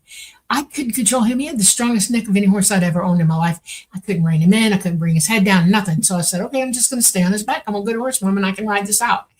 I forgot that there's a rock pit on the left, just before you turn into the paddocks. And if you don't control that, you're going to go in. And he forgot it was there. He took me in. He rolled me 3 bloody times. My brain ticked every single second of me trying to get off him before he hit the rock pit. Didn't work. My boot was caught. I couldn't get off him. And I went and he rolled me. And tick, tick, tick, tick, tick. Wow. No. And when I stopped, I remember laying there thinking, oh, this is not good. Fully conscious, knowing every second of what just happened to me. And I'm like bent and turned and everything. And he got up first and he's like nudging me, trying to, you alive? You okay? And I grabbed him by his, you put a halter and a bridle on a horse. You're going out for more than one day, because you have to be able to take the bridle off, have the halter with the lead rope on him to tie him up, okay, when you're camping. I grabbed that halter and he hauled me up to my feet. And I realized, oh no, something's wrong. Okay. And my brain kept slowing it all down. The walk to my car, I turned him in, and somebody came and got him for me. And I went to the house that I was boarding at, because I was an adult living in the city. And she gave me 2 aspirins and a glass of tea, and I drank that shaking. And it took me forever to get to my car, because my brain was still slowing everything down. It was a 30-minute ride to the hospital, but it felt like all day. And when I got there, they saw me. I went to my hospital while I was working. They took one look at me and took a hold of me, and they put me out as fast as they could. When I came to, I remember tick, tick, tick, tick, tick, tick, tick, and everything in slow motion. And I still do to this day. There's no quick event of this. It's a nightmare of slow motion antics burned into my brains. And I've had other things happen to me where it was instantaneous, and boom, and I went right out. Just gone. See ya. Was not playing with this. Not why I take that one off, I don't know. But we're all weird people, and we do weird things at weird times.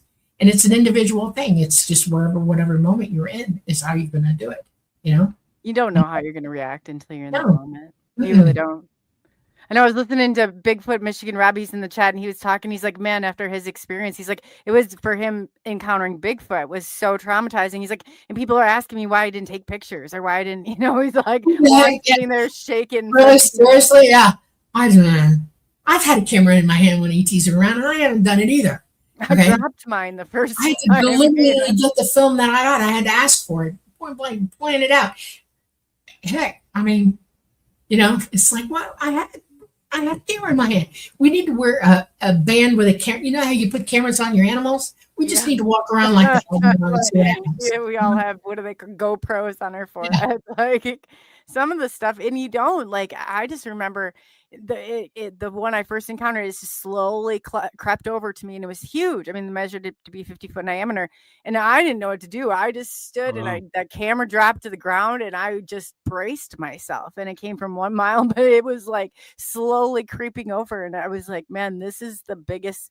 Like, if I ever thought that I was afraid and wanted to run for my life, I was the deer in headlight. I made myself stay, but yeah. I had one come at me. It looked like stadium lights coming after me. I was in my Volkswagen. And I had the sunroof open, and I had a midnight shift on base that night. So I was like, it's like 11 o'clock at night, and I pulled over in a gas station, and I sat up through the window watching it from way far away, coming over my head, and it stopped over my head, and I'm like, what are you doing? and it just clearly said, something's wrong at home. You got problems. Pay attention. Okay. I'm like, okay. And I had a camera in the car. Did not take a picture of it. Nothing. I just went, okay. And it left. You bet your bippy. When I got to work that night, I had my CO notifying what happened. I saw one. We called the airports. We called the Air Force. We called everybody. Did you get anybody on radar? Blah, blah, blah, blah. And then I got told, you came in and you reported. Guess what? No talking. I was like, what? And I've gotten past that NDA. That one's expired, okay? But that really happened. And it's like, and they were just warning me. But it looked like stadium lights coming over my head. Yeah. I know. I remember my neighbor who was out with me, and I swear to God, it looked like they were going to swoop down right onto. I mean, we both hit the ground, and I was like, "Oh man!" It is when stuff like that happens, you don't know what you're going to do. I drug Preston down the road when he was in Columbus with me at one point, and I said, "You're going to go see where this was," and I took him to where I was, the gas station. Here, pulled over and said, pointed in the direction it came. It was monstrously huge, Yeah, I know. Do you see some of these things? I just remember there was one, like I don't even know how many, there were so many, and they were encapsulated, and one just kept coming, but it was like this ball of electricity, and I was like, I'm gonna be dust. I could only stay out there so long, and I had to turn.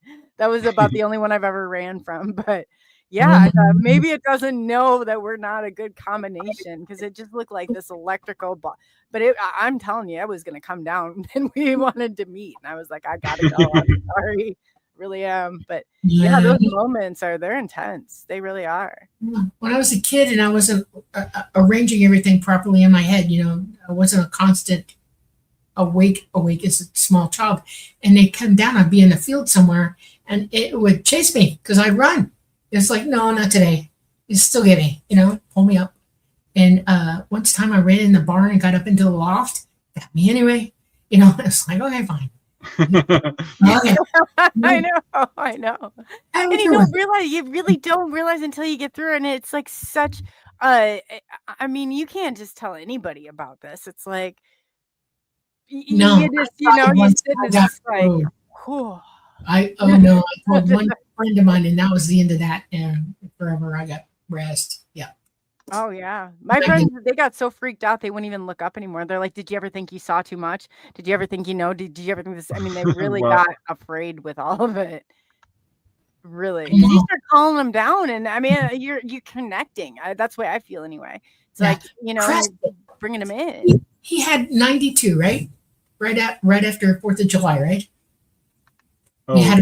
After that, didn't you? Yeah, I have my own missing time incident. Yep. Oh, But I've pretty much brought a lot of it back. I might not have the sequence of events quite right, but I've remembered hours and hours of being on board, which is funny because when it was all going on, I never in a million years thought of myself as a contactee. That was a long path, honestly, and I get it. what do you mean? That was back in 1990? Oh, I 1990. didn't know that. Yeah, yeah, Oh, I had a full-on wow. missing time encounter.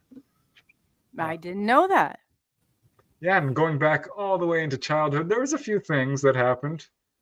It took me forever to unpack. There was an incident age 9 where, we had 6 kids in our family, and you don't miss lunch, let me put it that way, because you won't have food till dinner. Yeah.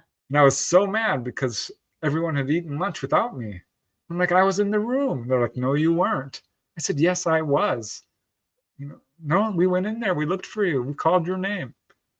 I was in the house the whole time. Well, obviously I wasn't. So that was just really vague for a long time, but I'll never forget it because I missed lunch. Great. That was a big deal. I was You miss mad. lunch, you don't get a afternoon snack. You're gonna sit there and your tummy can No. grumble till dinner. Oh Yeah. yeah. And at that age, you need a lot of food, even though I wasn't very skinny and short. I'll never forget that. And there was other little things, but that incident in July of 1992, that was absolutely a wake-up call for me, because I had like 5 sightings that year. They had finally come down and like, he's ready.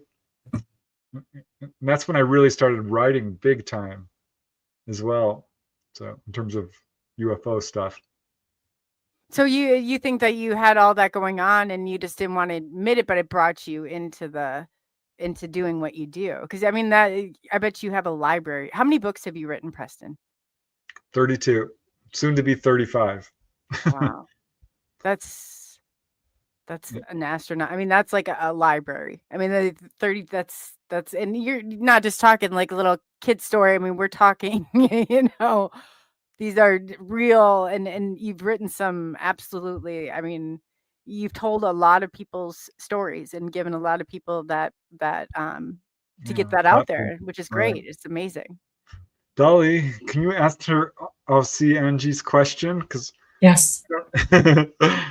Yeah. Do you have any memories of being on a craft together before we actually met? Because I don't. Okay. Do you? Yeah, I do. What? Are you going to tell me? Well, you sort of remember. I'm trying to go to your memory now, okay? Let's see what happens. Because I'm not going to tell you the whole thing. I want to see what happens, how I explain this. You got to ride with Talata and Mama when I had COVID on your birthday. Yeah, I remember that. I couldn't fly because I had COVID. They were like, nope, not going up, not getting us sick. You go. Preston, you go. You have to stay back. Okay, so met by then.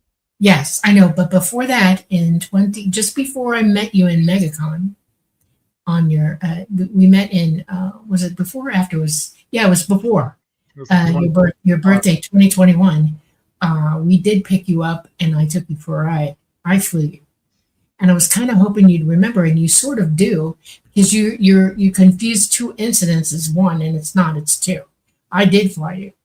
And you got the whole experience then, but you didn't remember it. And then when you did remember with Mama and Talata, when I was sick, you kind of thought it was all one incident. It's not, it's 2. Before that, I wasn't allowed to know who you were. They kept me from you for reasons, and good ones, real good ones. And I had work too. Yeah, but when you were vetting me, I waited until I could physically, we had the whole OBE thing happening, and that was going on. And I was seeing you, and I thought, okay, it's time. Let's take him up. And we did. We came and got you. You were at home. You were in bed. We pulled you out, and I flew. And you got the experience of your life, because there was nobody else on board with you, just me, you, Talata, and Mama, and a couple of Rays. That's it. And you got to sit on the bridge. What you call the bridge. We call it the movement. No, there were other people on that, so I'm not sure I remember, but I was on the bridge where I got to sit in the seat and they flew. But there were other people there, so that's a different incident. I don't know. I'm not sure I remember. I'll work on it. You should, yeah. Well, we took you up then, and then I met you in Laughlin, well, actually Bull's Head City at the Airbnb, and it's the minute I met you, I understood why Talata kept me away from you, and I'm not going into that. It's complicated. Yeah, you guys are very connected. I mean, and look at the mission that you carry out together. I could definitely see that. I definitely could see that. Yeah, well, they introduced me to him in the first place. I mean, I was getting frustrated when I first started coming out. I was looking for somebody to talk to, and I couldn't find anybody. I was looking for somebody who was honest, would hear what I had to say, reported exactly as be true to what I'm reporting to them. And I found no one. That everybody had their own take on everything, and they didn't really want to hear what I had to say. They just wanted to know if I was a contactee or whatever. And I was getting frustrated until I said, write the name down. And I did. Preston Dennett. He spelled it for me. And I went home and I looked up. I just put his name out on the internet, and Weebly.com showed up. And I started reading about him. And then I found this playlist on YouTube. And I found the oldest video of him I could find, which was old. He still had chops. Okay. I've seen older videos of Preston, yeah.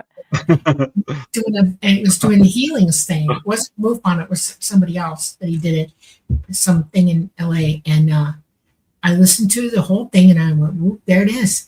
So I contacted him, I emailed him and said, I'd like to speak to you about my experiences, blah, blah, blah. He wrote me right back. 24 hours later, boom, I had an email. And it went from there. Now it's in 2016. Oh, so, wow. He vetted me all the way to 2020, literally all the way to 2020. I had to give up. I mean, he was thorough. He talked to all my friends that had experience. He talked to my exes, or one of them. He talked to my, He vetted you for like 5 years, didn't he?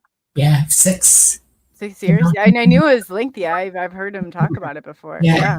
I had film videos. When I lived in Panama City, I had a person follow me around all the time. I used to film them for him, like, look, there it is, But that's good though, because there is so much deception in this community. I think that's fantastic that you did that.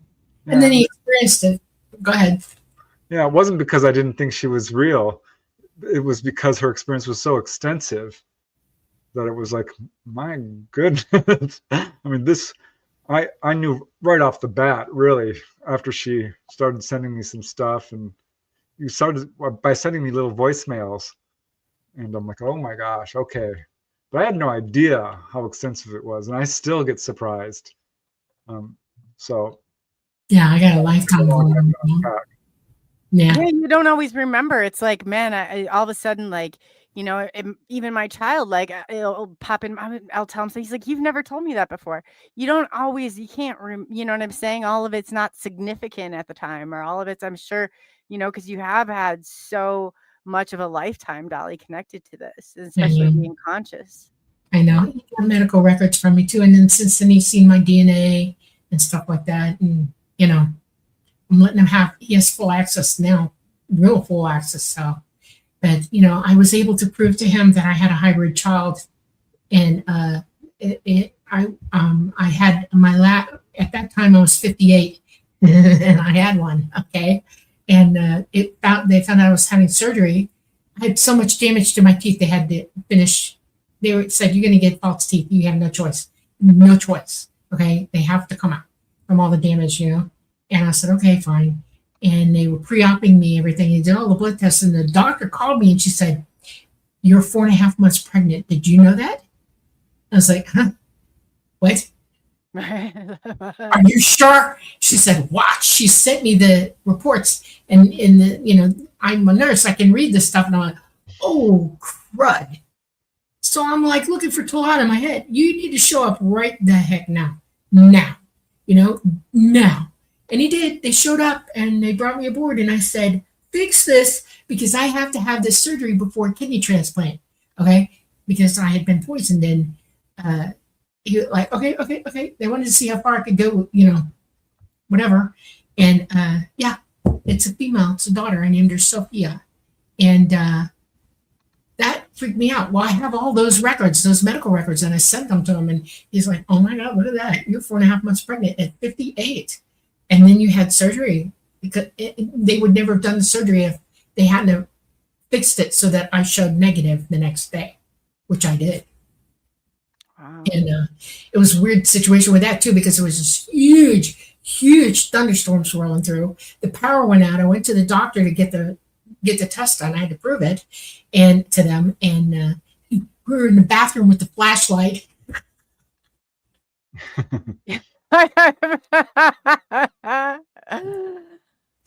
And she called the doctor and said, we got phone service, so I don't know how long it's going to last, but she's negative.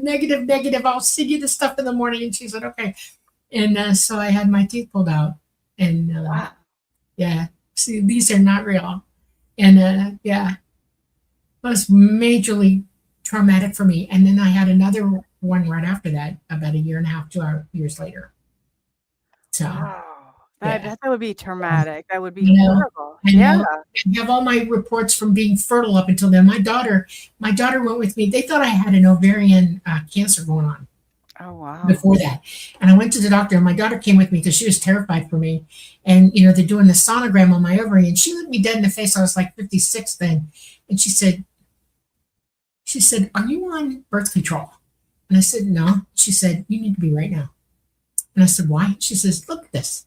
I'm loaded, packed with eggs. I got them everywhere. And she said, you're fertile. Oh my God. And my daughter's like, what the heck?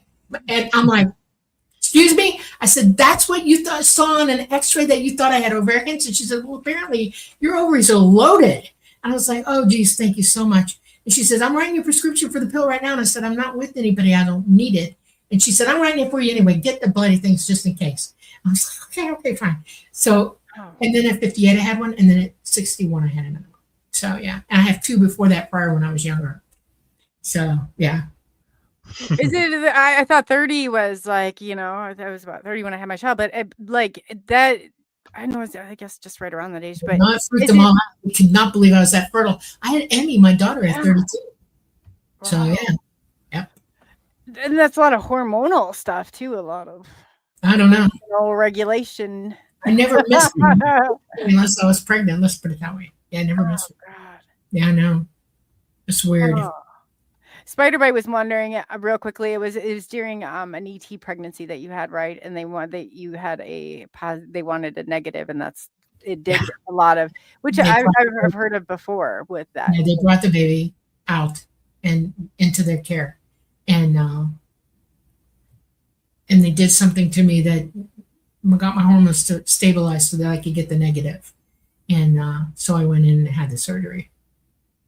Yeah, that's just. I had, after that, 1 month after that, I had kidney transplant. So.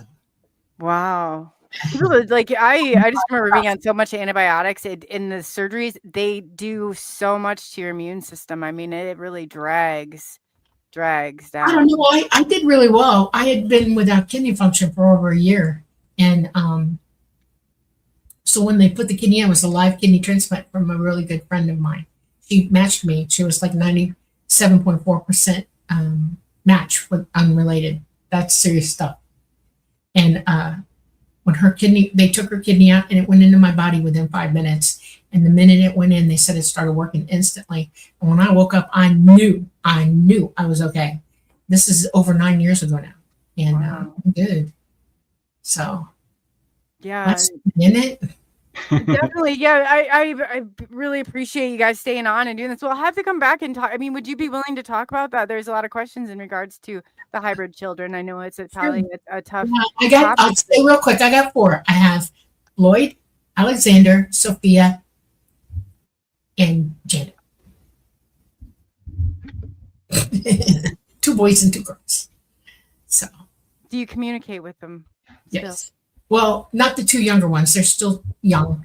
I have a twin sister that's with ET, and that's another story of itself, but she's with ET and she has them. She's taking care of them.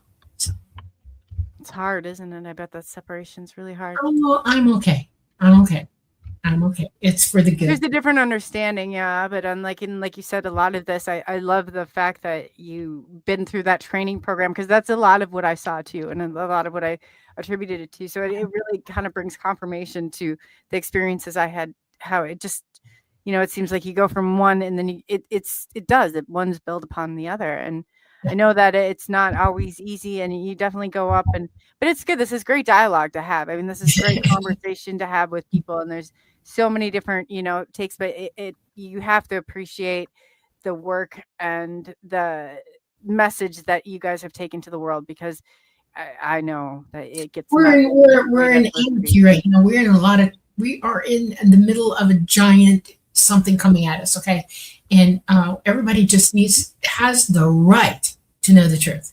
Okay. Period. Y'all are autonomous beings. You have the right to know the truth, one way or the other. And you have the right to decide for yourself how you're going to meet and greet all this. And that's why I stayed back. That's why I'm teaching the truth, because it's just that important, Yeah, it is. It really is. I agree. You love one another, right? Tell them the truth. Yes, and we shouldn't be killing one another. Let's get this, we could be so much further in this if we realize that we're not each other's enemies. We really aren't. Just the smoke and the mirrors. But yeah, I really wanted to thank both of you. Please tell everybody that doesn't, if you guys don't know Dolly, Saffron, Preston Dennett, where they can find you, what days your shows are on, and what, again, Dolly's got a big thing coming up with Gaia and Mike Emery Smith, excuse me. Yeah, so that will be very cool. But yeah, tell everybody where they can find you guys, and what would you like to leave the audience with today? And I'll get a hold of you guys for a part 2, because I think that there's a lot of, where people are very interested in knowing more about, especially the children and some of this stuff. So it's good to get out there. Preston, you go. Yeah, I'm pretty easy to find on social media. I've got a website, of course, PrestonDennett.weebly.com. I'm on Facebook, Instagram, X, Reddit, YouTube. I think that's it. I do my YouTube channel every Friday evening. So yeah, I just put out a new episode today. Also, Dolly and I, of course, do the Light Gate every Monday evening at 8 to 10 p.m. Eastern, United Paranormal and UFO Paranormal Radio Network. So we're keeping busy. Symmetry is going to be my next book, hoping to get it done very quickly. It's been a long road trying to get that one out because I'm so darn busy these days. But yeah, thanks, Coley. This was a fun show. 3 hours of all kinds of fun. Yes, I know. I was like, oh gosh, but it's always, I mean, you guys and I've connected so much of the way and along the way, and it's been a little bit, but it's great I get to follow and sit, and you guys are doing some amazing things, and I want to thank you for all you've done and keep doing, and you're just really out there, boots in the ground, and it's great what you're doing. Yep. Thank you. I'd like to leave you all with E.T.'s message, okay? It says, be strong in love. Love is what carries through. Love is what heals. Love is the strength of life. Love has no limit. Therefore, let love become who you are. Let love evolve to its fruition. Let the light that is love burn bright. Let its wisdom guide you to higher understanding, and let its power move you to teach its power to others. Love. Be strong in love. That's E.T.'s main message to us all. That's awesome. Okay. Well, thank you guys both for coming in. I'll definitely be in touch soon for a part 2, but that's amazing message to leave us with. So yeah, I guess I couldn't have said it better myself. Be good to one another. I know I'm a little guilty from time to time of jumping on the bandwagon, but it really is, at the end of the day, I understand, and the control that we have is the control of ourselves. And it's some of this, it's hard. It's hard, but here I just want to bring people that I know that are out there, boots on the ground, and I know that have such a background and a history in all of this, and I want to bring them in front of you, and so you can, ultimately decide these truths for yourself. I just have to say to keep an open mind, because where I started in all of this and where I am now are two totally different, places of awareness. And it's like I look back, and I'll even share some of the vlogs I used to talk about my ET experiences, and I sound like a total buffoon, because it was like I didn't have all this knowledge, but I've been so fortunate enough, and that has all been at the course of ET. I can't say that I have had anything but positivity from it in my life, in regard to health, in regard to doing and feeling, one with myself, and that I'm here and doing what I'm supposed to be doing. So Dolly and Preston, I've had the complete honor to be along with this, and they've helped me so much. And I mean, they've been those people that I've called and been like, okay, here are the emotional regulation. I'm like this, and then Dolly be like, okay, she lays it right down. She gives you very logical, explanations, and then we go from there, like you would at a doctor or nurse. And then Preston, he's got such a grounded take on so much of it, and it helps. They taught me how to have like the travel as an out-of-body experience. I couldn't do it to save my life. So it just so much is, I see them out there as teachers and everything. And I do appreciate everything they're doing. So I want to say on behalf of SNX Radio, thank you, Preston and Dolly, and we'll be in touch to do another segment, because you definitely, I understand that this is met with adversity, and I appreciate everybody questioning, because you question. Blind belief in authority is the biggest threat to our freedom and to, having that free will and the opportunity to understand some of this. So never stop asking those questions. Never stop asking. But again, everybody have a great, we have, I'll post this show schedule. We don't have anybody tomorrow, but we'll be back on Sunday, Monday, and I'll go from there. So thank you on behalf of SNX Radio for taking the journey into the unknown. I'm Coley. Again, you can find Preston Dennett and Dolly Saffron. Do go to their social media, follow them. They have a great show. Sounds like they're doing more than one. I did see that on the Lightgate, and all their links you can find in the description below. So again, enjoy your weekend. Everybody have a safe, happy weekend. And, I guess if anything we learned tonight is be good to one another. Definitely be good to one another. Life is way too short. And on that, everybody enjoy their nights. Stay safe out there.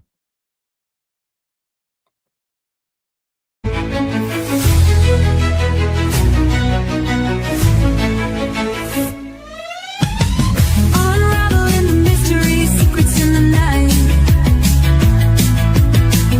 We travel through the cosmos, ready for the flight. Together we'll shine, casting shadows aside, in the heart of the rhythm where our dreams collide.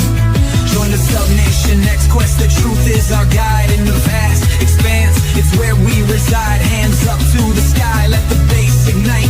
Feel the grooves around us, everything's alright. On the Sub-Nation Next Quest, the truth is our guide. In the vast expanse, it's where we reside. Hands up to the sky, let the bass ignite. Feel the grooves around us, everything's alright. SNX Radio, let the truth ignite. Together we'll shine, bringing shadows to light. In this cosmic dance, we're connecting the dots. Tune into the frequency, let's explore the spots. Heavy bass drops with tight beats. Illuminate the shadows, the echo of our call. On this roller ring we'll never fall. Feel the energy rising, can you sense the spark? As we dive deeper into the cosmic arc. Stories of the universe, mysteries unfold. In the heart of SNX, where the truth is gold.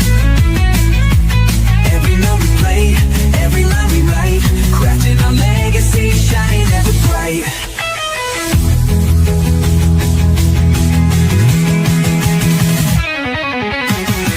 SNX Radio, let the truth ignite.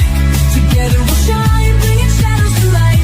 In this cosmic dance, we're connecting the dots. Tune into the frequency, let's explore the spot. Here in the spotlight, we're taking our turn. With the fire in our hearts, let the passion burn. SNX Radio's call, ringing through the air. Together we rise, together we dare. So join us now, let the rhythm flow.